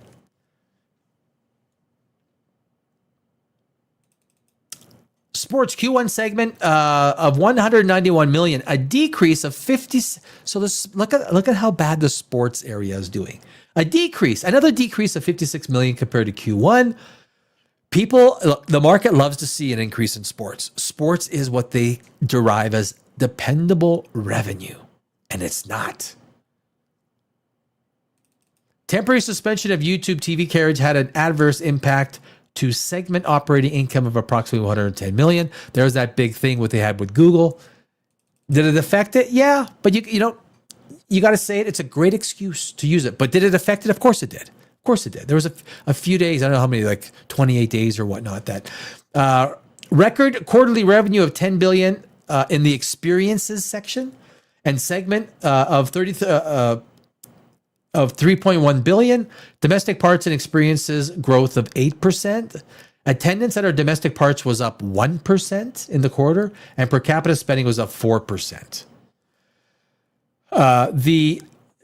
So that's kind of basically, and the guidance of, well, where's their earnings per share guidance? I don't even think they gave it in this. When they hide it, there's something wrong, right? There's no EPS guidance that I see. Maybe the analysts get it. 19 billion in cash provided by operations. That is a misleading number. Don't think they have 19 billion in cash. Otherwise, they would have paid off their debt in 3 quarters. On track to repurchase 7 billion in stock. The thing about this is Iger needs this to look as good as possible when he leaves. I have left the new CEO, just like Chapek. I've left him an amazing company with amazing cash. No, there are major problems in this company. It is becoming, it's antiquity. It's 1950s antiquity. They can't make Marvel work. They can't make Star Wars work. The box office is declining.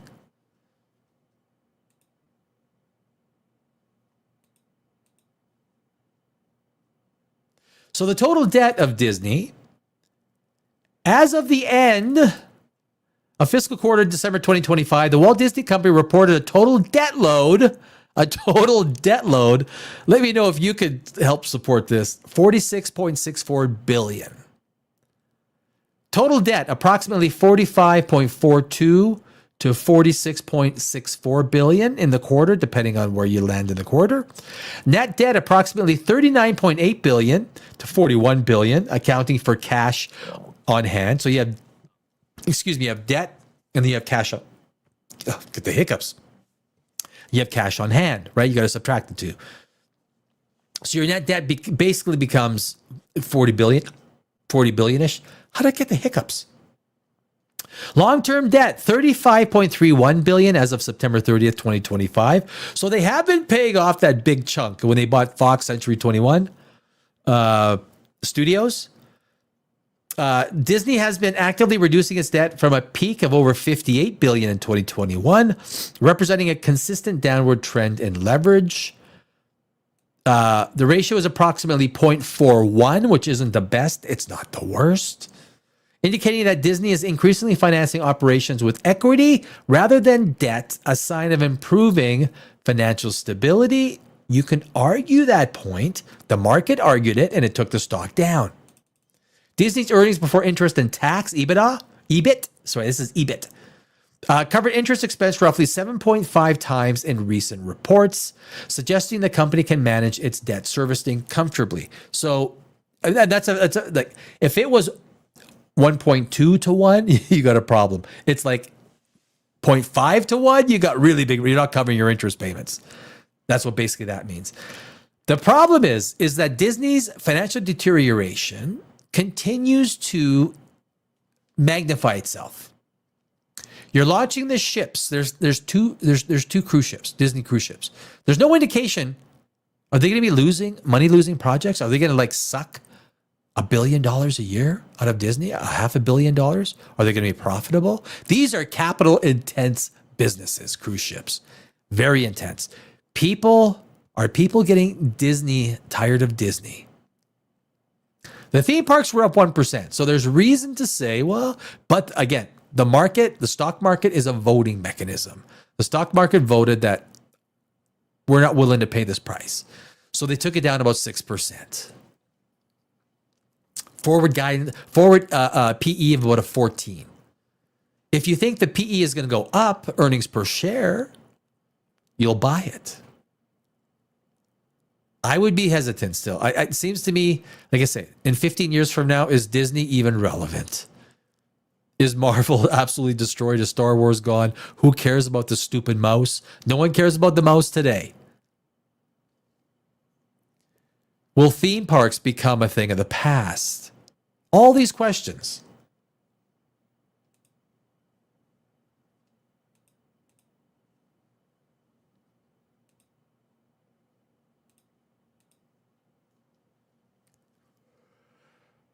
Let me pull up the chart again. So from I'm going to pull up the longer chart.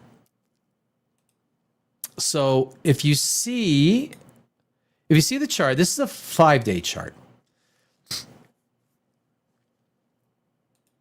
This is a 5-year chart. Actually, I don't want to go to all. So if you go back to 2021, you see a high of about $190, something like that. But $190, and then you see in 2022 an utter decline, and now it's been bouncing off. It bounces off that low of like $80. It consistently hits a high in that low call it 120, 80 to 120. This is the market is not sure. Is this thing going higher or is this thing going lower? There's a lot of people that think. I am one of them. And I think, like I said, I think in 15 years, they're selling off the parts to Disney. They're using, just like they destroyed Marvel, just like they destroyed Star Wars, they are using a 1960s princess way of maintaining this idea of growth for this brand. The concept of a princess, Snow White. So, look, even the original Snow White. Honestly, I'll be. What drives me crazy, you get some of these YouTubers that go, "Oh, the original Snow White was such a classic." It was freaking boring to me. Even as a screenwriter, I have no desire to watch the original mermaid cartoon from the 80s. Oh, it was so. Give me a break. When the Little Mermaid came out, was it 2 years ago already? So many YouTubers were talking, oh, they're desecrating the original. Look, the original sucked too. I had no love for the original. I didn't like the original. I didn't like the new one. The Little Mermaid was written 200 years ago. It's not that it's a bad story. It's just not for me. I'm a science fiction guy.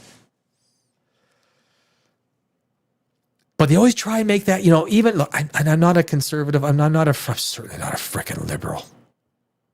I was born in a communist country. Believe me, if anyone knows about the problems with leftism, it's this guy. A merit-based system is always the best. Always. So that is Disney. Whether you think, we can go, let me pull that up back. We can go to this is Disney since, 1980. since Ronald Reagan came into office. So here you see on a split basis, it was like $1. If you would have bought Disney in 1980, it'd be like, call it $1. If you would have bought it and held on to it at its peak, it would have been $184. So it's a pretty good return, but you had to have held it that whole time. In the early 2000s, which was the Pirates of the Caribbean era, it hit a peak of around $40. And there you see in 2011, that was the Marvel, more Marvel than anything else, because remember, Star Wars was already declining. But the parks were doing well. A lot of things were going really well during the 2012 and up to 2021. But you look at the chart, you see it hit that one big spike, going up to 184, and now since 2015, you've got this massive baseline. This massive baseline. You see it right there, right? Just a massive baseline of stock, of overhead supply and support. The market does not know what to do with this stock. And rightfully so. Is this a dinosaur headed for extinction? When I was a market maker and I had to assess these things, if you're going to be the buyer of last resort and the seller of last resort in a market for a stock like this, if you're the seller of last resort at 120, you might get your ass handed to you. But you got to watch the options. How's the put spreads? The call options. Where's the volume in the puts and the calls? Like, those are really important indicators in terms of what position you're going to take, where you're going to take it, because as a market maker, you're expected to create liquidity. But from what I see, you've got this $80 to $120, and when that breakout happens, it's going to happen. My guess, it's going to break out to the upside. It's going to be a fake upside breakout. And again, it's going to come back down when the reality of Disney hits home. That's what I think will happen. And in 15 years, call it 20 years, Disney will be sold off individual pieces. Disney will be a dinosaur. It'd be like digging up Tyrannosaurus Rex bones in Drumheller or whatever these dinosaur parks are, right? That's what I see for Disney. Disney is a dinosaur, a marketing plan that originated in the 30s, 40s, 50s, and 60s that they're still trying to manifest. They've used that marketing plan to utterly decapitate Star Wars, to utterly decapitate Marvel, and now they want us to come running back. Now Disney wants us to come running back because Robert Downey Jr. is coming back. Everyone's coming back. Doomsday does not signal a change of ideology for this company. It signals, sorry. Look, if we get Robert Downey Jr. and all the guys you used to love, and we get like Steve Rogers, not as Captain America just yet, we might make him, but he's going to say, look, I'm not really Captain America because I gave the shield to you, Mr. Falcon. You're Captain America. I'm not, that's, you want, so you want us to, look, I will not go see, the only reason I'll go see Doomsday is if I have to review it. And there's a good chance I'll have to review it. If I wasn't reviewing it, I would not put my money to go see it. I wouldn't. For 5 years, you did what to the fans? You did what? Every time we made a comment on it, you dispatched all of your little troops to go out there and Twitter and Instagram, everywhere else to call everyone names. And now you say, oh, okay, now we got Robert Downey Jr. back. Love us again. Fuck you. Because what do you got after that? What do you got after Doomsday and 2 Secret Wars movies? What do you got after that? More Ant-Man? You're going to give us more Ant-Man?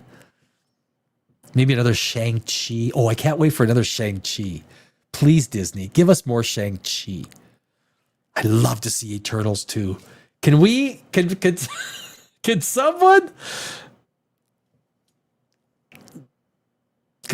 please greenlight Eternals 2?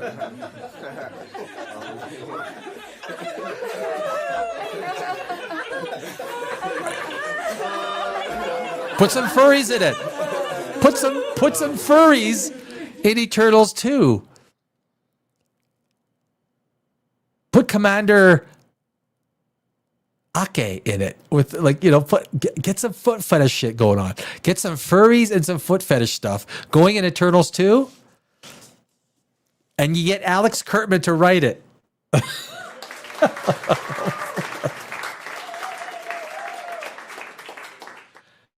That's how you do that. What happens after Secret Wars? What happens? We get more Ironheart? You're going to give us more Ironheart? Echo. More echo. Look, I am tired of Daredevil. I'm tired of it. I get how people like it. I don't. It's the same. Like, oh my God. It's the same old of that movie franchise. They can't think of any way to deliver.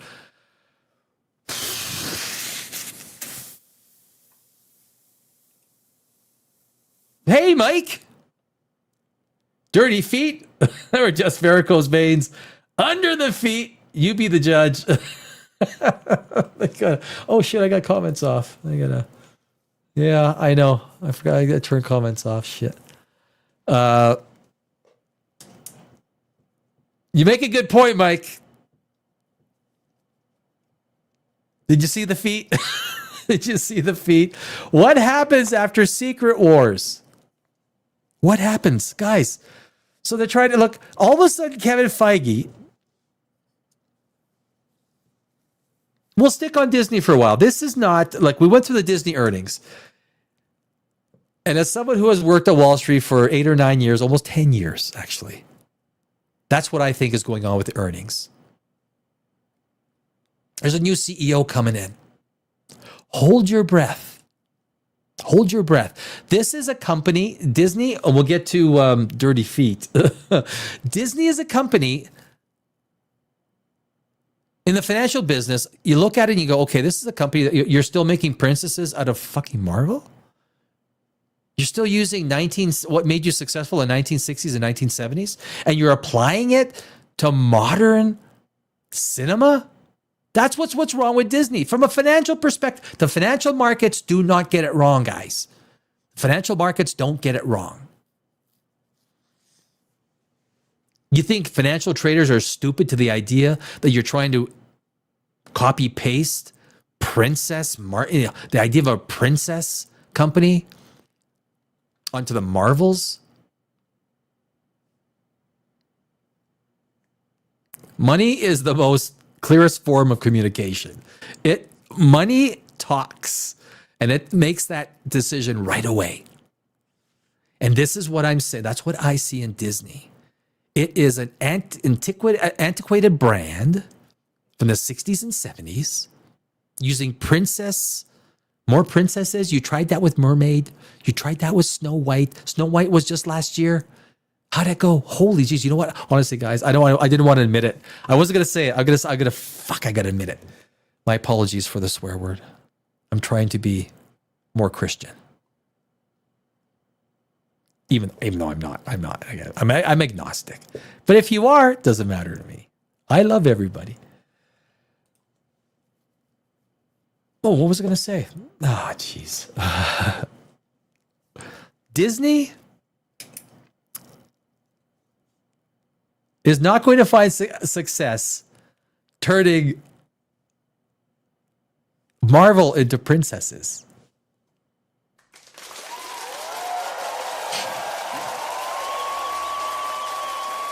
There's no success. There's no success.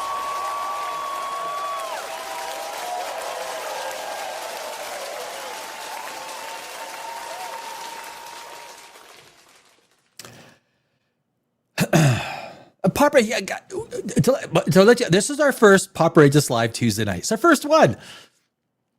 I added 2 shows. I just fired POPRAGEOUS back up because I moved out of Los Angeles. This is like the paid announcement.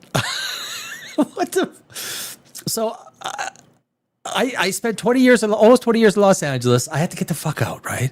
I had to drop POPRAGEOUS. I had to drop my YouTube stuff because there was I had to sell my business. I had to do this, do that. When you move from I got out of Los Angeles. And I just fired everything back up. This is the first Tuesday night POPRAGEOUS Live.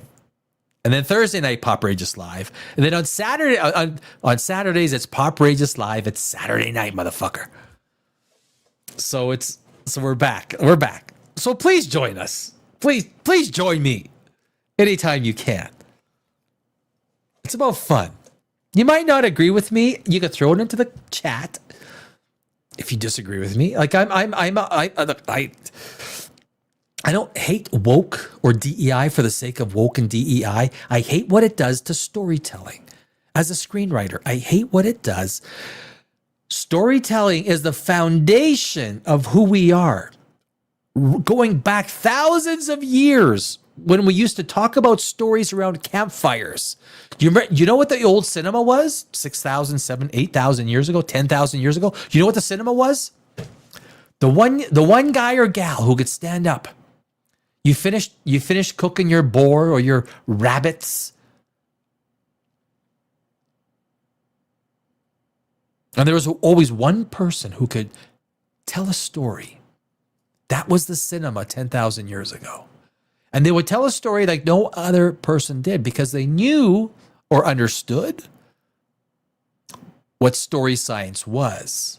Story science is understanding the relationship between the protagonist and the antagonist and the conflict between them. That's pretty simple. As a screenwriter,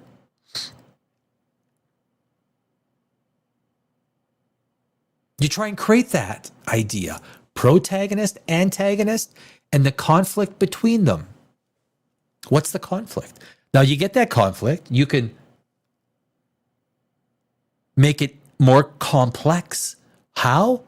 Internal conflict. The protagonist has an internal conflict. External, internal. The supporting cast plays into those internal, external conflicts through one way or the other. Sometimes you make that supporting cast a best friend to the protagonist. And what shocks us is when we find out they were actually working against them. A twist. All of this stuff, when you write it, as a screenwriter, you try and make it honest. It's about character. You don't write a story. You don't write a Star Trek TV show. You don't write a movie through plot. I have an idea and this is what happens. Fuck it. You write it through character. You guys watch Landman? You guys watch Landman? Landman, boy, he just nailed Landman. There's some things you never say in a screenplay. And Taylor Sheridan knows. You don't say, how are you? How are you feeling? How are you doing? If any screenwriter writes that down in a screenplay, toss the screenplay. If you look at Landman and some of those intense scenes between characters, they don't ask, how are you doing? They show, how are you doing? That's the difference, guys. If you look at Starfleet Academy, they tell you everything and they show nothing. It is so basic, grade 10 level storytelling. Like I say, in everything that we do,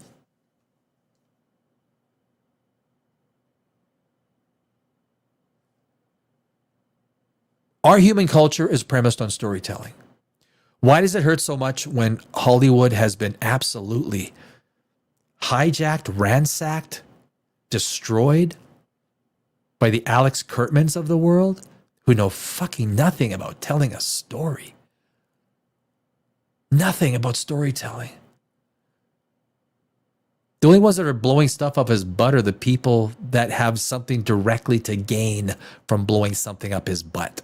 Because he is one of the shittiest storytellers in this generation of storytellers. There are very few great storytellers left. Very few, because they've left Hollywood. I left Hollywood. I can get in deep with this stuff. Rich guys says, game over. You know what that reminds me of is Aliens. Bill Paxton, game over, man. Game over. What are we gonna do now, man? Why don't we sit around, build a fire or something? Maybe that'll help. It's almost nighttime and they come at night, mostly.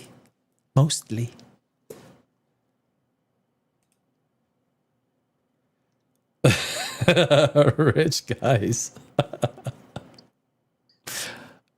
Did I get F in school? I don't know who that. I don't know who that is. Yeah, I'm Simple Jack. Simple Danny.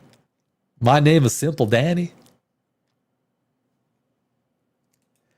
Mike. Yeah, I knew you'd like it. Totally. Yeah. Look, there's no Mobland. I know, Mike, you're gonna love Mobland. Like most people do, right?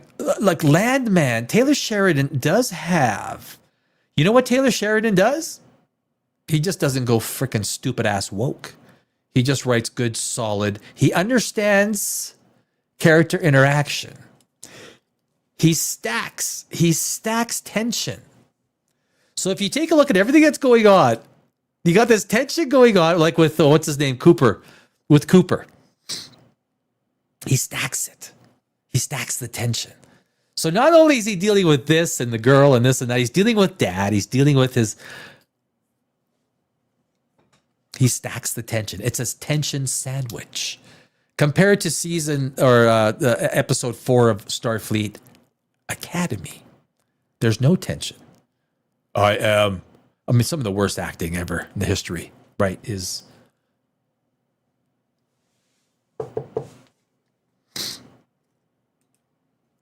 That's why my best friend told me about Mobland. Still haven't seen it. Oh, dude. If you haven't seen Mobland, you're in for a treat. You're in for a treat. It's one of those TV series, you start watching it, and you know you got to stop watching because you have to wake up the next morning. You have to wake up the next morning early, but you can't stop watching. Okay, one more episode, and I will go to sleep. You say that for like 2 or 3 episodes. So good. This is good. That's good TV, man. That's good TV. It's good storytelling. It is. That's Disney. That is Disney earnings. So what I'll finish it off. I'll go back and I'll quickly finish it off. Actually, I won't pull up the so for Disney, so you got that, you see that base building between $80 and $120. That's where the market's not sure. Every time it gets to 80, is it going down? It pumps it back up to 120. That's not to say that the CEO doesn't say something overly optimistic. Remember when Larry Ellison said that about Oracle? It went from 240 to 350. I was like, you guys are stupid. I mean, thing fell right back down, right? Where is it now? Like, where is Oracle now? ORCL. Oops. No K. There should be no K in there. This is one thing I hate, drives me crazy after all my years of working on Wall Street. It's the numbers, the economic numbers, which I hate. It's all BS. The economic numbers are BS. You think there's what's the unemployment rate? 4.5%. You think, talk to the people around you in your community. You see how many people living in cars? Those people aren't counted anymore, right? They're not counted. Once you're out of the system, you're not counted in the statistics. Nintendo shares sink. Oh, maybe I should, let me get this to you guys. At the very top, breaking news, Nintendo shares sink. I love the financial markets, man. That's for 40 years, I've worked, Nintendo shares stink 10% as gaming giant faces memory shortage concerns. You got to think that's got to spell something nice for Micron. So let me finish Oracle. So there you see Oracle Corp. Right around here, it was when they came out and said some stupid numbers. August of 2025. They said some stupid numbers going out years. And the market took it from like basically 240 to 310. And all I could think was, this is fucking ridiculous. And where is it now? 154. Cut 50% since a high of September 15th, 2025. They just juiced it. You do that in a pink sheet stock, and I've had a couple of pink sheet companies. You do that in a pink sheet stock, you go to jail. But not if you're Oracle. You can juice it to $310 a share, have the thing just plummet hundreds of $1 billion in market cap, and you're okay. You're fine. There's nothing. Yeah, it is such utter BS. It's such BS. It doesn't matter whether you're Democrat or Republican. Look, I'll vote Republican 10 times out of 10. You don't need those freaking weirdos from the left. Ilhan Omar. Oh my God. Enough said, right? Enough said. I don't like getting political. I don't think the Republicans are much better, but they're better. I don't like talking about that stuff, but I do what I do. Next, and our final segment of Tuesday night, POPRAGEOUS Live.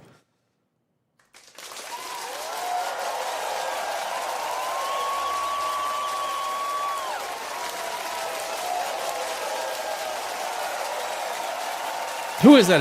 Look at that good-looking man. Who is that good-looking man? That's Superman. That is super duper man. Do you like the graphics I made? So I got all these graphics, right? So that there's you can see if Star Trek at the top, you can kind of see where the sort of the places that we've gone through. POPRAGEOUS Live Tuesday, that's the show. And it took a while to create the PNGs to do it, but it's there. But this is a shorter segment, and it's kind of a fun segment. Look, because Henry Cavill is genuine. He's not going to do anything. He will leave. Witcher is the proof. Arguably, he probably wanted to leave a lot sooner than he did. A lot sooner. But Cavill will not. He will not do a TV show that he does not agree with or does not like. Where the people that are taking the show are taking the show. And that's what I like about Henry Cavill. He's genuine. He cares about the fans. He cares about the fans for that. Because he is a fan, right? That's the thing. He is a fan. That's the big thing. Oh, that was the last of my vino. He's okay. He's good. See, he's good. So Henry, this is a short little segment. So they released 2 pictures, right? Did you guys watch the original? I got to pull this up. Did you guys watch the original? I'm going to close that. I'm going to close that. Where is Henry Cavill? There he is. I'm going to pull up the IMDb for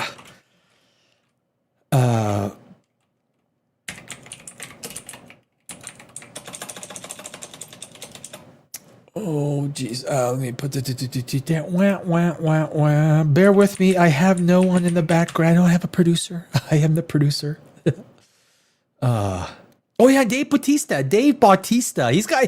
Bautista's in there for some Razzie Awards, baby. He's up there for the worst actor.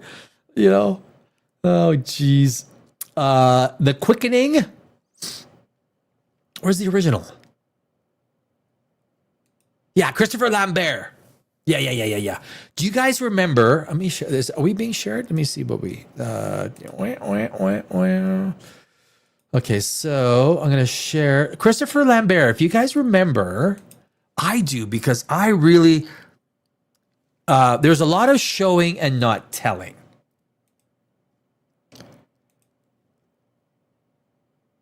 There we go. Oh, I gotta get rid of that. Yeah. I'll fix this. I'll fix this all up for Thursday. Don't worry. So on Highlander, Henry Cavill is there. Let's stick with the original. So the original back in, and it's got a 7.0. I liked it because I probably would have given it. Christopher Lambert is not the best actor. He's not.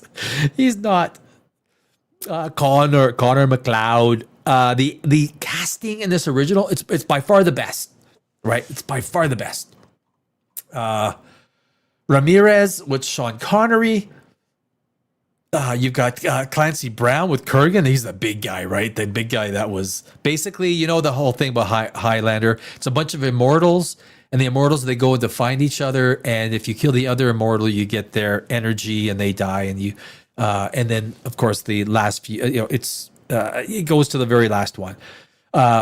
So the first, I'm probably going to revisit the first Highlander here this weekend. It's only Tuesday, but the weekend is only a few days away.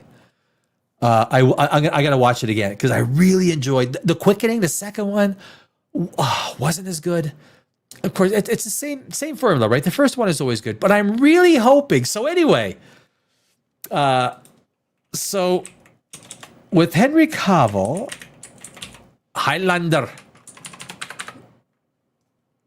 You are a Highlander. Oh man. Dave Bautista. There we go. Oh, there's some pictures. There's some pictures of Henry Cavill is dedicated. The one thing I was a kickboxer for about 8 years. I was in the ring. I also took kendo for about 2 years. Sword fighting, Japanese sword fighting. I took a little bit of eskrima sticks and a few little weapons here and there, when I was younger. I think though, if I was an actor and I would so get into the training stuff. I would, because I did it without the acting stuff. But if I was going to play a role like Henry Cavill, I go double ass in. I go right in there, man. And that's what Henry Cavill does. He lives the part. And he's damn good with that sword. When I had an argument with my friend about Damsel. You remember Damsel? I hope he's not watching. Damsel, the Netflix movie with Millie Bobby Brown. I don't think Millie Bobby Brown is a good actress. I don't. It's my opinion. I don't think she is. She couldn't lift the sword, so they had to make a plastic one. What I really hate about actresses, I'll say it about the female side, is when they're forced to play some of these roles. They obviously did not get into physical shape to do it. Not one iota.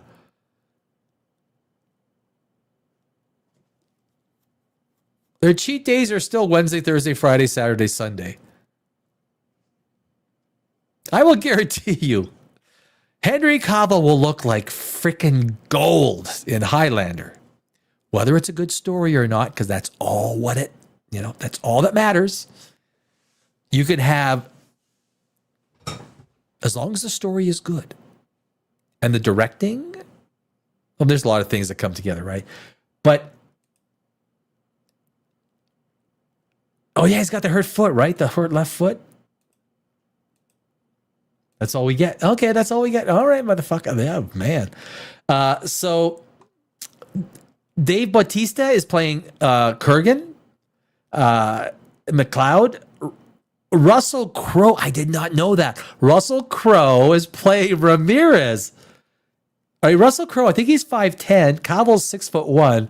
So they're gonna have to put. I'm only 5'9". So if I was gonna play Ramirez, they'd have to put me in lifts, right? They would. They'd have to put me in lifts.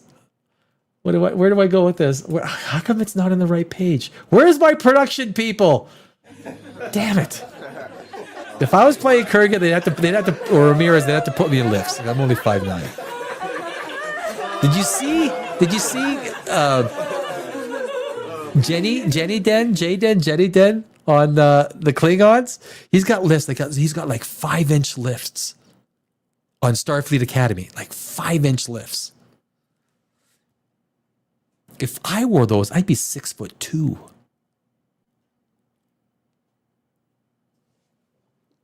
This Thursday night, Starfleet Academy, watch it. He's got the 5-inch freaking lifts. Not even Tom Cruise uses 5-inch lifts. Tom Cruise, people think he uses lifts. He doesn't. He's like 5'7.5". You know Robert Downey Jr., he is the lift master. Robert Downey, motherfucker, he's the lift master. Oh, he will. And he unapologetically so. He is not even embarrassed to say it. Angus MacLeod, Drew McIntyre, Angus MacLeod. Oh, Jeremy Irons is in it. I had no idea. Jeremy Irons. This is the Highlander movie with Henry Cavill. And some people might wonder, well, why is Dave Bautista ahead of Henry Cavill? There's an algorithm in IMDb. So when people really try to go out there and push their status, they will go in there, they will update everything, and they'll put blah, blah, blah, blah, blah. So a lot of times you have the main actor, Henry Cavill, who is actually not at the very top. So obviously Dave Bautista, he's probably using his Razzie Award, his Razzie Award nominations. Hey, buddy. Look, Bautista, he said some things that I didn't think were the most flattering for the role of Drax. I mean, he really Drax made you, man. It's just like Captain Kirk. I should go back there. Yeah. Oh shoot, never mind. Drax made you who you are. So you don't, to go there and to did I go back? Did I? To go back there and to,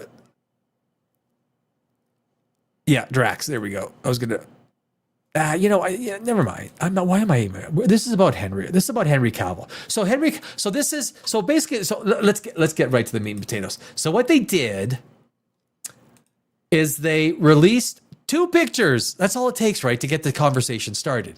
They released 2 pictures of Henry Cavill.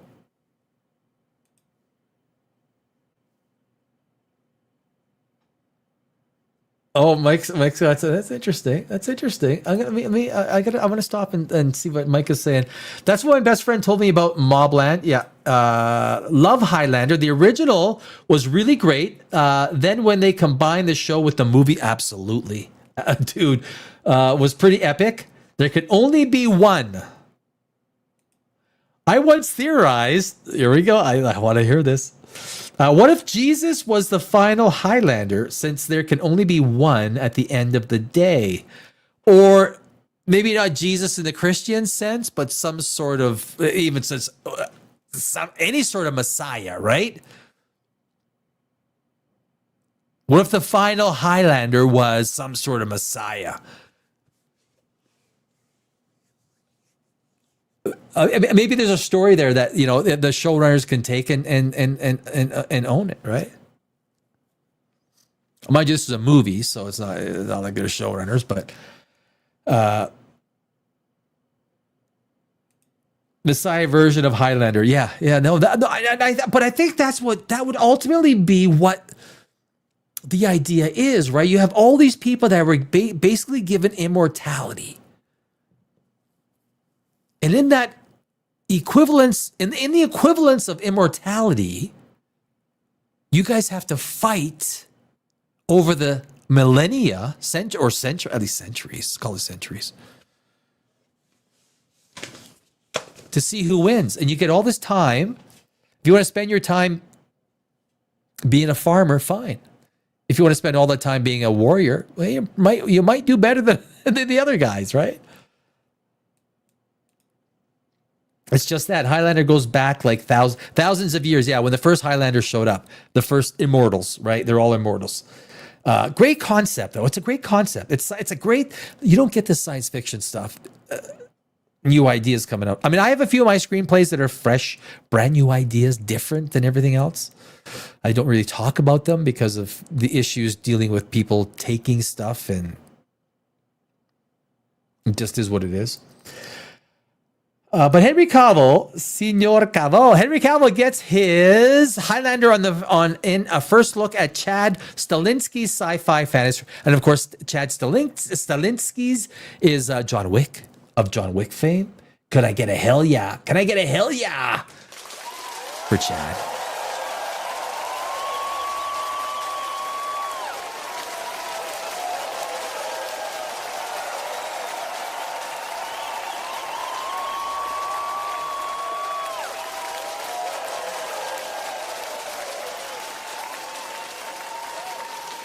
Yep. Mike says they just never explored how the whole Highlander power came about. They didn't. There's a lot of lore there. There's a lot of lore. I hope they hit on that in this version. There's a lot of lore, and this is where a great screenwriter or screenwriters need to come together and use that sci-fi fantasy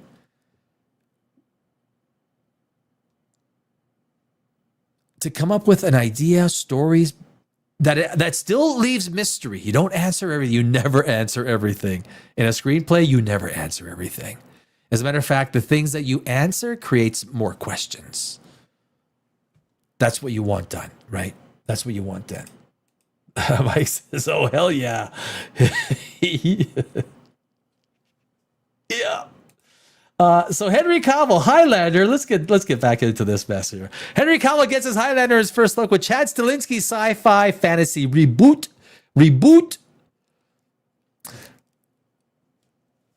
What are you looking at? What are you looking at? For some time now, we've feared we may have to become actual immortal warriors ourselves to live long enough to see Chad Stahelski's Highlander reboot reach our screens. But now, 5 years on from the movie's announcement, 5 years. COVID. We finally have proof of the John Wick creator's long gestating and several times delayed Swords and Sorcery movie's existence, a pair of first look images revealing former Man of Steel and The Witcher, Henry Cavill, sword in hand, at the latest incarnation of Connor MacLeod, the immortal Scotsman battling across the ages. And you can check out those shots shared by Cavill himself on Instagram, motherfuckers. There he is, man. There he is. I love it. I love what I'm seeing, and I'm going to give him the full ass applause. We're late in the show, I can swear. Fucking A, Henry. Fucking A.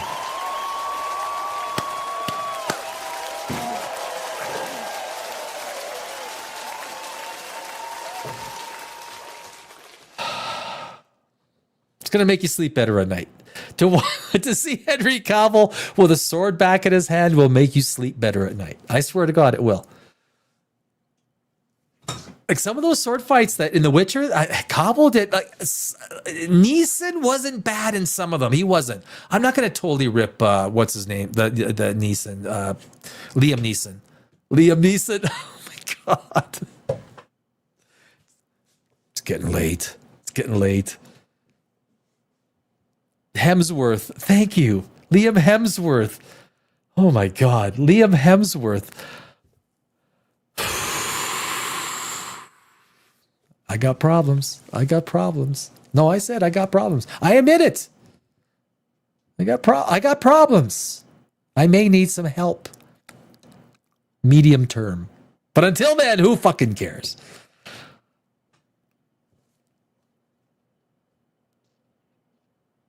Are those pumpkins up there?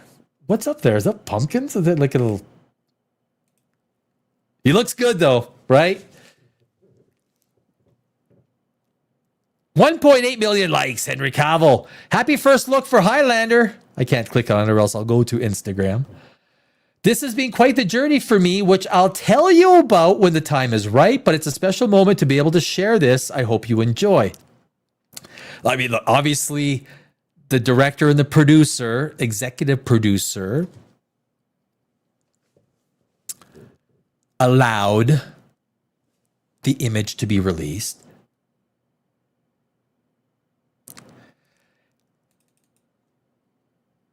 It continues. Happy first look for Highlander, writes Cavill, before going on to acknowledge the tumultuous ride he's been on to help bring Stilinski's fresh take on Russell Mulcahy's original classic to life.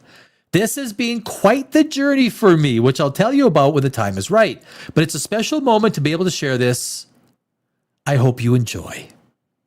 And after half a decade and then some spent waiting for Highlander's return, on first glance, we do enjoy. At first glance, the visual style here seems pretty of a piece with John Wick. In fact, you wouldn't be surprised to see Baba Yaga emerge from the shadows with a scrap with Cavill. Yeah, I would be surprised if that happened. I don't know why that would happen. Is John Wick immortal? Is he a Highlander? Are you a Highlander, John Wick? What are you doing? Are you a Highlander? What are you doing over there, lad? But then you see the MacLeod longsword and consider Cavill's impeccable geek credentials, and you realize the prospect of that genre noir meeting with Stilinski's slickly stylized approach to world building and lore weaving, and yeah, we're thinking Highlander's back. Look, the best John Wick was the first John Wick. That created all the lore. I don't know if the subsequent John Wicks... I do know. The subsequent John Wicks never came close to the first John Wick. The first John Wick was freaking gold. Screenwriting, execution, gold across cinematography, screenwriting, acting, casting, everything. The first John Wick was something I wish I wrote. Not only do we have Cavill back in sword-swinging, uber-ripped action to look forward to with Highlander's big screen comeback, but he's also bringing a stacked cast with him, including Russell Crowe. Yo, mate, we gotta go get in a fight. We gotta go to China, right? We're gonna get in a fight. And with this little tugboat, remember the tugboat? You guys watch South Park? That's where that's from, South Park, is that because Russell Crowe likes getting into fights, right? So New Zealander likes getting into fights. I have three friends. Three of my best friends are actually from New Zealand. It's a true story. True story. Including Russell Crowe as his immortal mentor Ramirez, Dave Bautista as the big bad the Kurgan. Could be okay. We'll see. Industry star Marissa Abel as an immortal swordmaster, and Bautista's fellow Guardians of the Galaxy alumni Karen Gillan and Jimon Honso. Here's hoping that after years of subpar sequels, spin-offs, subpar is being really fucking nice. Here's hoping that years of absolute shit crap sequels, spin-offs, and production hell shenanigans across all franchises in Hollywood. There can only be one verdict when Highlander hits cinemas in 2027. That it's a banger, well worth waiting for. Fingers crossed. So there you go. It's a short story. Okay, where's the second? There's supposed to be. Oh wait, sorry. Here's the second one. Sorry. So there's the second. That's the second.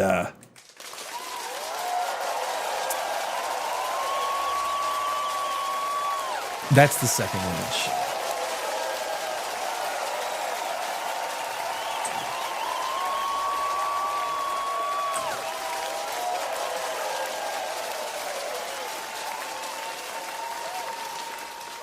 It's kind of in a church. He's got the sword. Oh, he's got a katana. He's got a katana in that image, right? That's a katana. That's not a long sword. Katana. I had a katana in Los Angeles. It was sharp. I gave it to a friend of mine because when I just moved from Los Angeles. I'm not gonna take that thing cross border through state lines, country line. It doesn't matter what line. You don't want to take. I also had Wolverine claws. I bought them in Los Angeles, and they were illegal if you use it as a weapon, but they're legal if you just put it on your shelf because these were as sharp as hell. They had blades in the back. They were as sharp. You could just go like that. Stab somebody and you'd go in like half an inch into someone's gut. But katanas are, and I took kendo for a couple of years. They are a very good sword. A good katana is well weighted, easy to wield, great weight. You always hear about swords being about great weight. A good long sword, a good katana, a good bastard sword is weighted well with the wielder. But there's Henry. It's got the patio lanterns up top, right? It's got the patio lanterns. Looking good. It's got the candles. I think it might be. I'm looking forward to it. I am definitely looking forward to Henry Cavill in Highlander 2027. First two images. We got the first two images. I love it. Henry. Please, can you please take a bow? Henry Cavill. I salute Henry Cavill.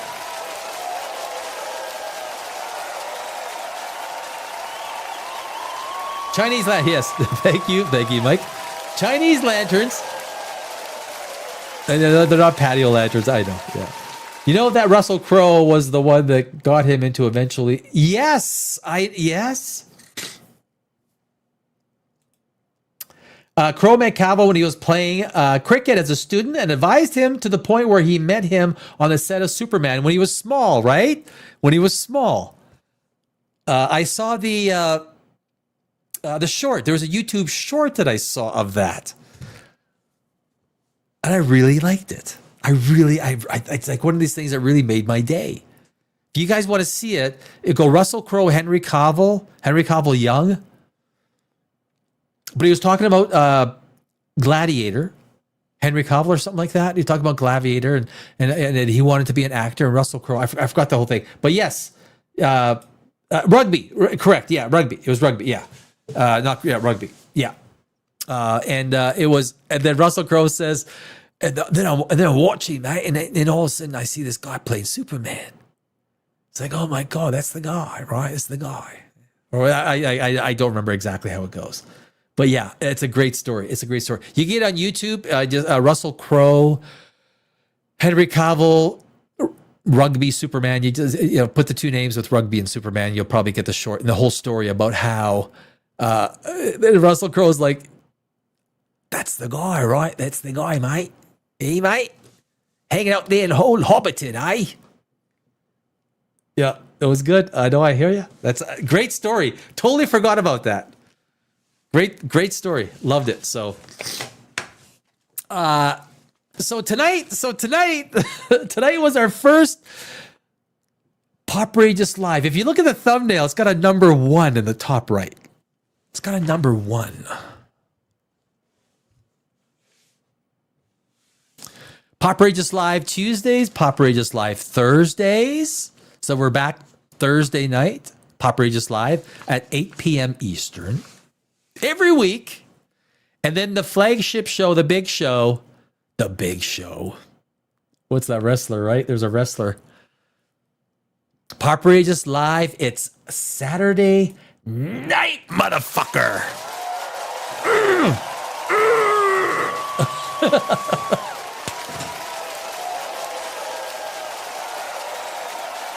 Elbows in. Thank you. Guys, please. Studio audience, you guys got to settle down. Studio audience, if you guys... So I learned from a world champion trainer when I started in boxing, before I went kickboxing. And the number one thing is you got to keep your elbows in, right? So if you any trainer, when you're boxing, and you don't keep, if you're, it's like Rocky, right? He's winging it. It's called winging it. Someone's not a boxer when they're not keeping their elbows in. So when you jab, your elbows are in, right? You're always protecting yourself, elbows in. elbows in. So you can always tell a fake boxer when they don't keep their elbows in, when they're winging it. They just, even if you lift your, now, if you're a pro boxer, you can do whatever the fuck you want because you're a pro, right? But I'll tell you, man, when you're in the ring, I was in the ring for many years. You gotta keep that form. If you're dropping your right hand from your chin, you're an idiot. Like that literally protects you. Like you just go like this, and there's like, it sounds simple. Boxing, kickboxing, defense, even the shoulder, right? So when you're like this, you put your shoulder up, you hit my shoulder, and that's literally, right? You just shrug. You shrug, and that's literally defense. You learn that in the first year of boxing. That's one of the first things you learn. And I'll tell you, it saves your freaking noggin. There's nothing nice about getting hit in the head in a kickboxing ring. Guys, there's nothing fun about it. You see it. You see boxers, you think, oh, that doesn't hurt. Really? So you and your friends go buy a bunch of 14 or 16 or 12-ounce gloves, or even less than that for MMA, and spend a weekend punching yourselves in the face and see how that feels. Yeah, exactly. It's not. Would I go back in the rig? No fucking way. With headgear? No. That headgear don't protect you much. It don't. I am far too happy of a person now in my extended years. When someone gets angry at you, and I'm still pretty good. Like I train. I could still mess someone up if I needed to. Anger and aggression is nothing. It is the weakest emotion we have, guys. If we want to make the world a better place, anger and aggression, unless it's forced upon us, we can smile and walk away, right? That's what makes the world a great place. Don't let the angry people control this world. And yeah, I mean, I'll say there's lots I could say. Don't let the angry people look. The angry people are the woke DEI people in Hollywood. They're angry. I'm telling you, they're angry. I've met many in my 19 years in Los Angeles as a screenwriter. The woke DEI people, I'm telling you, they're angry. You meet them, they're angry. They're angry. What's this on your shoulder? Oh, that's a chip. That thing on your shoulder is a chip? Yeah, I have a chip on my shoulder, right? That's what these mofo, woke DEI, story busting, franchise destroying people are. Like, I'm sorry, what was that again? That's a chip on my shoulder.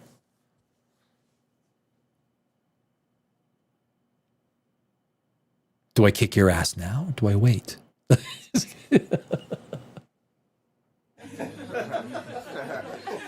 Guys, there's going to be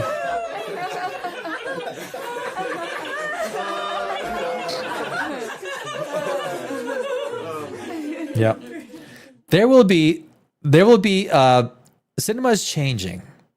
Studios are losing control, they're losing grip. They're trying to, even as we see with the Iron Lung this weekend.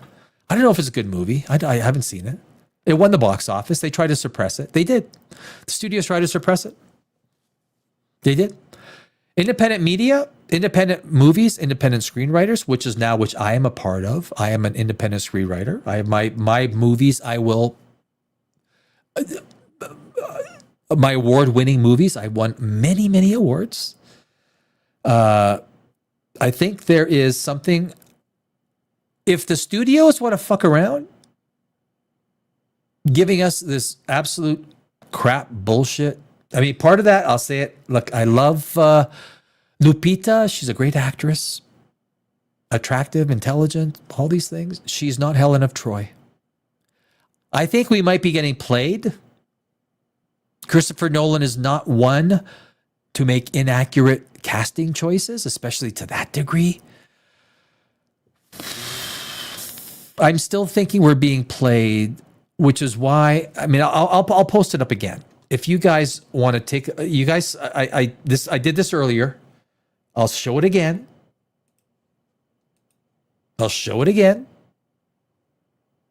Not that one. Not that one. Oh, did I? Oh, I see what I did. I gotta back out back to not Highlander, but back to the Odyssey. There we go. So if we take a look, so there we go. That is the, so what do you see? Matt Damon, Anne Hathaway, Lupita. Everyone's got a name. Everyone's got a name below them on the IMDb.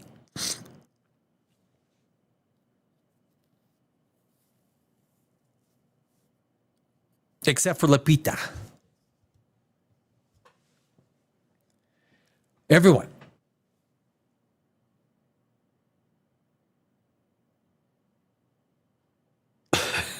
Here we go. Everyone's got a name underneath their name, as to who they're portraying. Except Lupita. I am still under the impression that we may be being played.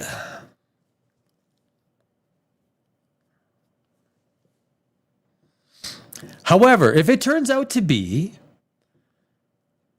that the young, attractive actress is Lupita, it will be, as someone who is an absolute diehard lover of Greek antiquity, this will be a mistake that will be tragic for Christopher Nolan's movies going forward. I think it will be. It is. You might as well. You see the Mickey Mouse there under Disney. You might as well have put Mickey Mouse under there. Wait, Mickey Mouse is playing Lupita. Is playing Helen of Troy. Yeah. It's like, oh, that's not that's really, that's not bad, is it? No, that's bad. Anne Hathaway. Anne Hathaway would have. I mean, there's obviously a little bit younger, but Anne Hathaway still looks fabulous. And Lupita looks fabulous. Fuck, no one's saying that she's anything other than what she is. Great actress, attractive. Helen of Troy is fucking Caucasian. There's literally one of the most societal basic stories in the history of Western culture. She is from Nigeria. Think Nigeria, right? If I was Greek, and I was born in Brno, Czech Republic. Half of my family is Northern Germanic, and the rest of my family, like literally, I was born there. I came as a refugee to Vancouver in 1968. We were refugees, yes. Caucasians can be refugees. And we were refugees in Vancouver. My parents couldn't speak the language, despite the fact my dad had 2 university degrees. He worked as a janitor. My dad was a janitor for 8 or 9 years before he got his equivalency as mechanical and computer engineer. Couldn't speak the language. I was 9 months old. It's just what it is, right? That's the way the world is. But the race hustlers of this world try and make everything about race. And of course they'll say, well, why are you making such a big deal about race? Well, no one's making a big deal about race. Why don't we put Justin Bieber in there as Black Panther? Can Justin Bieber play Black Panther? Could you imagine the uproar? And it would be rightfully so. I would not agree with a Caucasian Black Panther. I don't agree with a Black Helen of Troy. I don't think it's, I don't think it's going to happen. It's the same thing. Like I said, Cleopatra, what's his name? Will Smith. What's Will Smith's wife's name? You know what? It's been so long. I forgot his, Jada.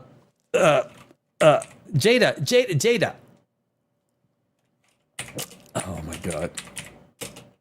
Jada Pinkett. Jada Pinkett. Yeah. Oh my God. Jada Pinkett. Try that with Cleopatra. Remember Cleopatra? Egypt, actually, the government of Egypt started lawsuits. The Greeks are incredibly fierce about their history. The Greeks. They got great food. The Greeks got great food. They do. Yeah. I have got to Can I get a freaking hell yeah for the Greek Mediterranean food? I do. I love Iranian food. Mediterranean food. All that food right around there. I haven't tried Afghanistan food, Afghani food. I want to try There's these videos on YouTube, right? Where they go down the streets and they spend like an hour just showing how all this stuff is made. And you're like, God, I want to like just put my mouth into this stuff and eat it. So I love food. Culture, that's the one thing that brings cultures together, right? Food. And I love cultures. I love the different way that culture comes together, and we all kind of, food is always the thing that's in the center. When cultures come together, we share cultures through food. But if Lupita is Helen of Troy, there's going to be big problems. There really is. Christopher, call me. Chris, call me.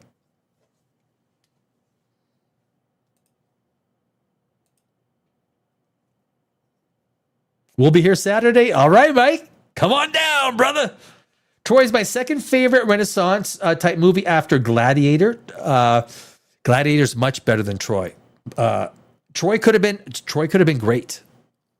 And Brad Pitt was really upset about the way his character was handled, and I agree with him. As a screenwriter, they could have made that character. Everything was on the nose. Everything was obvious. Everything was just literal translation of. Nolan can't be doing this with Helen of Troy. Hope we're being played. So do I, Mike. So do I. I really do. My favorite character was Hector at the end of the day. In the movie, Hector, that was played by, what's his name? I forgot.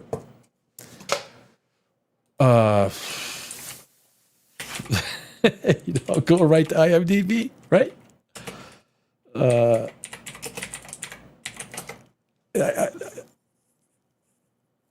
Eric Bana. Yeah, Eric Bana. Yeah. Bana did a pretty good job. Actually, the cast was really good. The casting was really good. Orlando Bloom played, what's his name? Helen of Troy. Like, it was good casting. The problem with the movie was that Achilles was on the nose, just tough, right? His power should have been less assuming. And then when his power came out, how powerful he was. Because when he talked, and Brad Pitt hated it, and I totally get it. I totally understand where Brad Pitt's coming from. Yeah, he was. And he was no match for Achilles. Achilles was, the closest thing to a demigod. If obviously the story is embellished, and it's one of the great stories. This is where storytelling comes from. Great storytelling comes from the Greeks. The Greeks were some of the best storytellers in the history of storytellers. Not like today. Not like Alex Kurtzman. Not like Alex Kurtzman.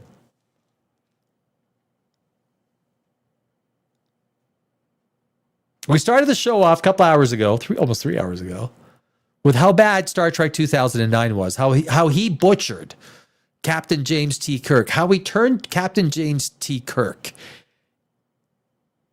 I watched it again, like my third time, and every time I watch it, I'm reminded about how he butchered that character.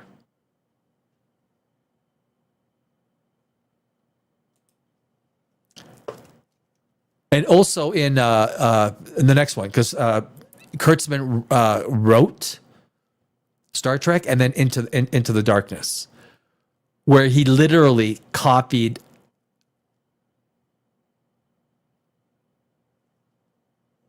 the death of Spock. In this case, it was the death of Kirk. Exactly the same way. Exactly the same way. Except there was a tribble with Khan's blood that they got, and they brought Kirk back to life. What is this, fucking Harry Potter? What are we watching here?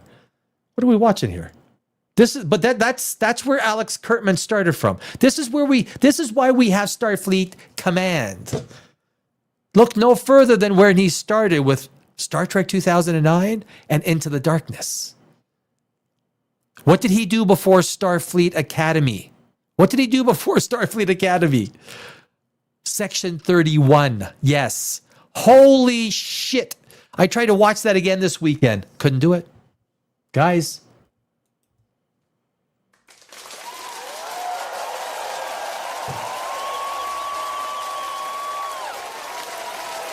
What this man has done to Star Trek. What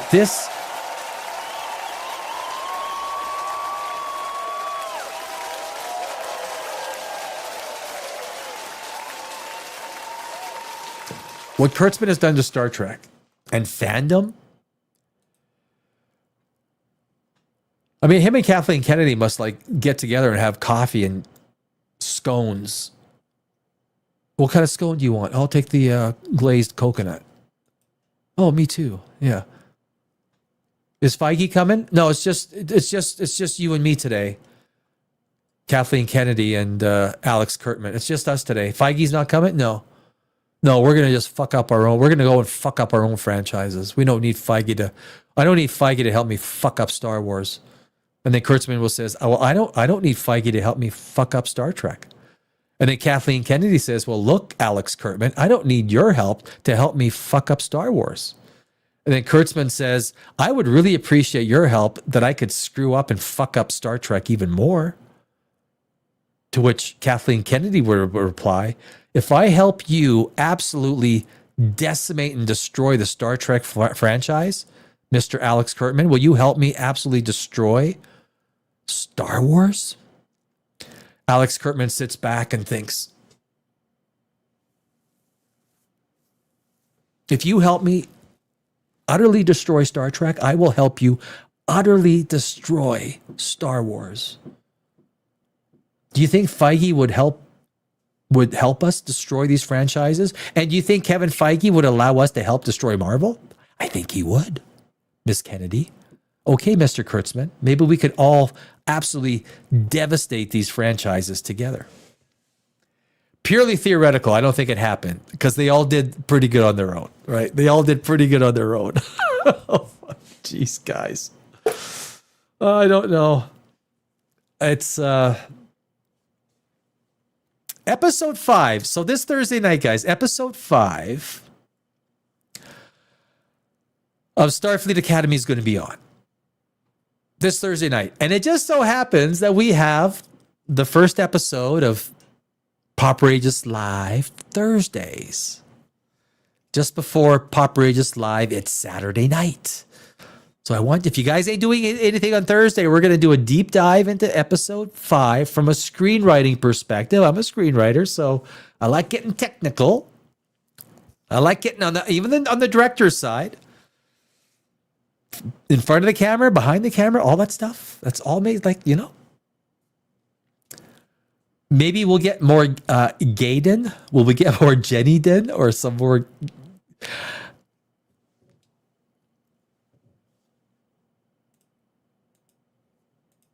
Yeah, Into the Darkness was a copy, was scenarios mirrored of the original, was so obvious. Yeah, and you could go deeper with Into the Darkness. You could go a lot more deeper.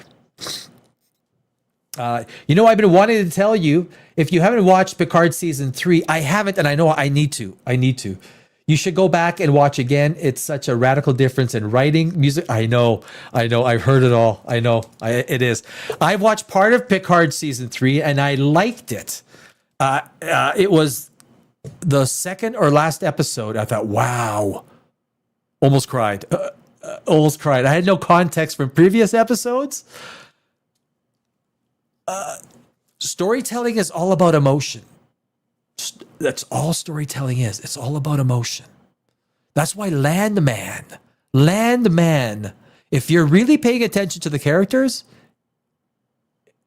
it'll get a tear out of you. It'll get a tear from you. And some of the girls might get you, might get you a little swing. Like the girls are attractive in Landman. Just imagine if Kurtzman had all the same actors with the same script, but he was the showrunner. What percentage worse do you think it would have been? 3 years, your answer for all this. Oh, there's your answer for all this. Yes. Yes. Kurtzman should. That's all it takes is one person. That's all it takes. Kurtzman, Kathleen Kennedy, Feige. What's his name from Doctor Who? With the gay Doctor Who. Oh my God, what have they done to Doctor Who? I remember watching that thing when I was 12 years old on a Saturday afternoon. Be watching that thing. It always used to play on Saturday afternoons. I truly love Picard season 3. My favorite episode was episode 7. It was, right? That was the episode I think I caught. Dominion, other than the final 2 episodes, of course. Yeah, I gotta. Yeah. Giodori Lafarge deserves an award or Emmy for that scene with Data. Call me a liar. Look, Picard season 3 is well established as the only season, the only Star Trek in the Kurtzman era, the only season he had nothing to do with. He didn't even do a second glance at the season. He had nothing to do with it.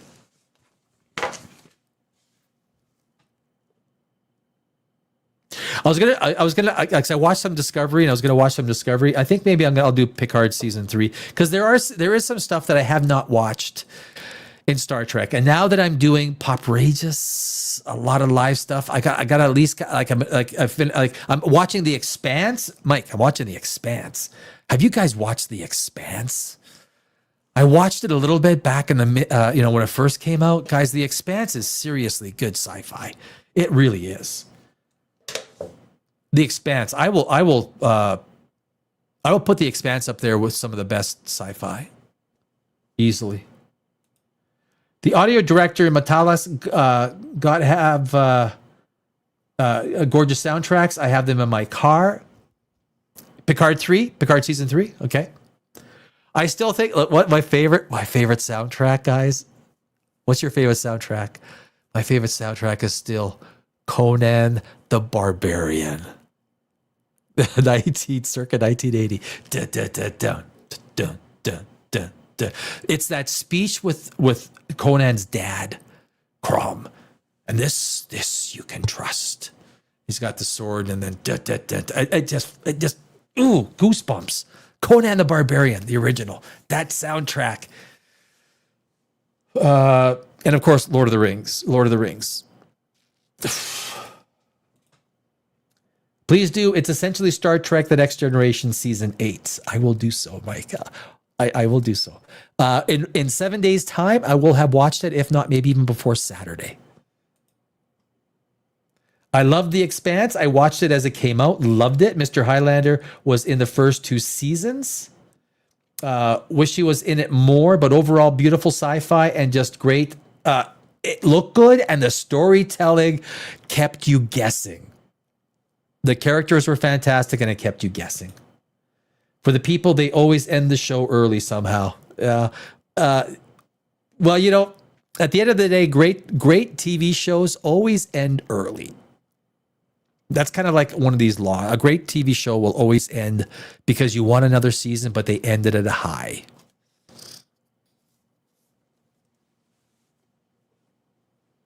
That's what they do.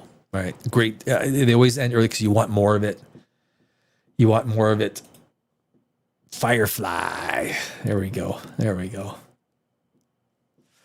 So there we go, guys. We're going to leave it at that. Right at the 3-hour mark. Oh, my. Right at the 3-hour mark. We are back on Thursday night. POPRAGEOUS live with myself, Danny Alex.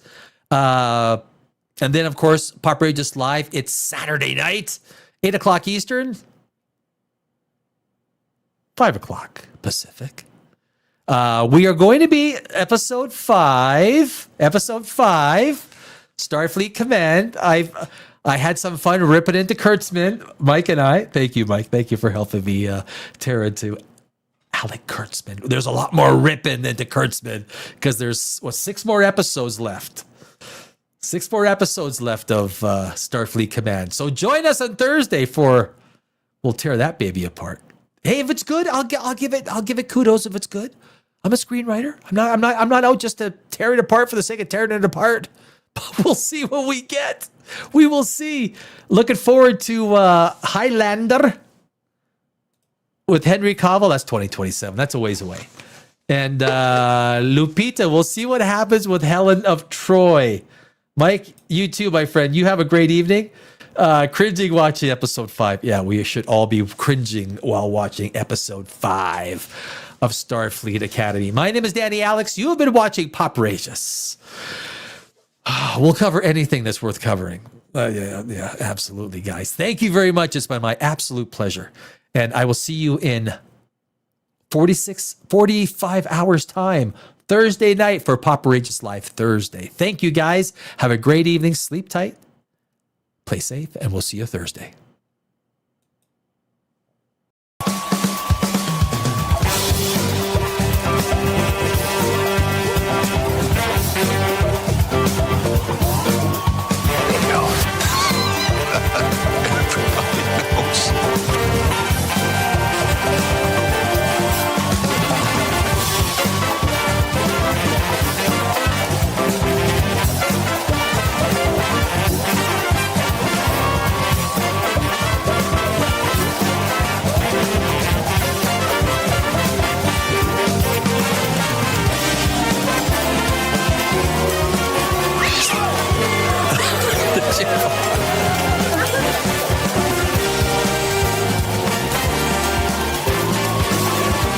I'm sorry, you're still there.